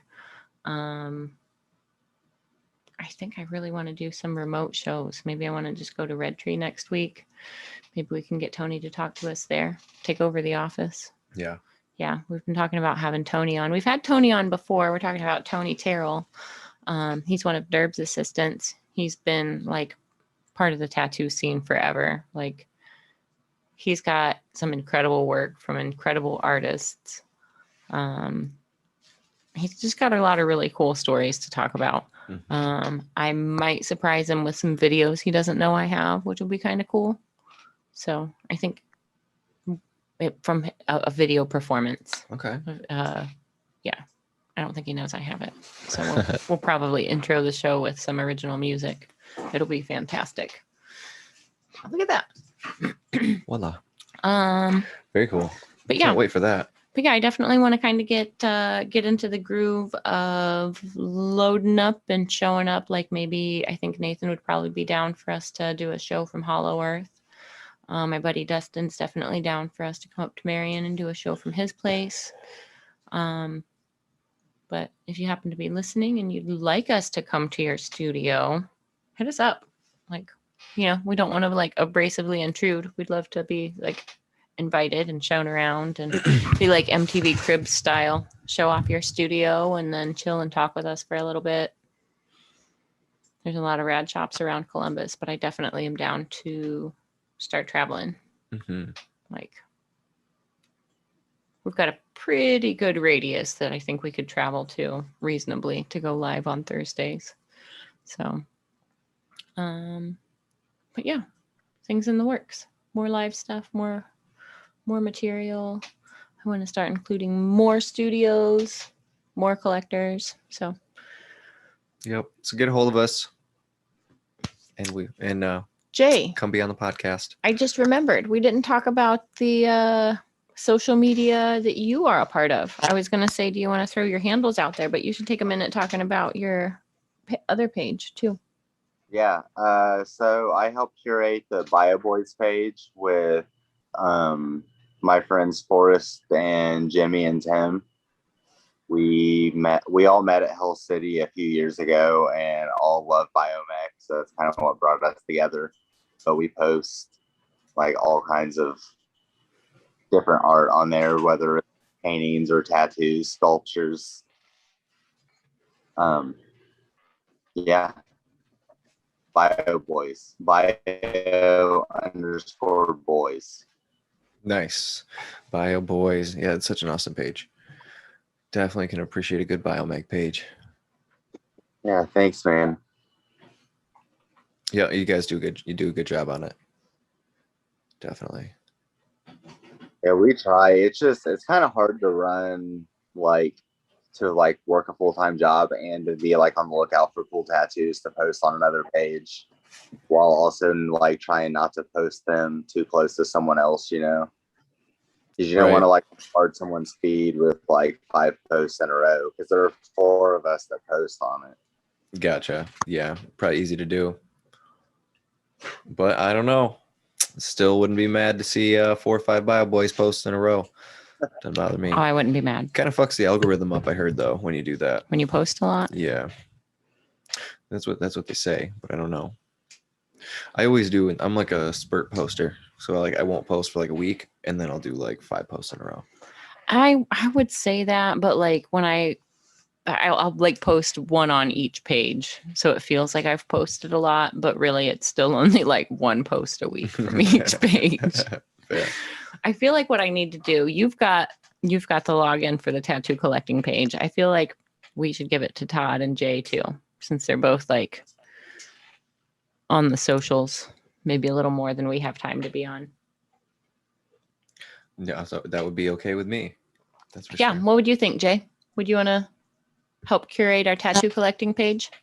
Yeah, we could probably help out. Definitely.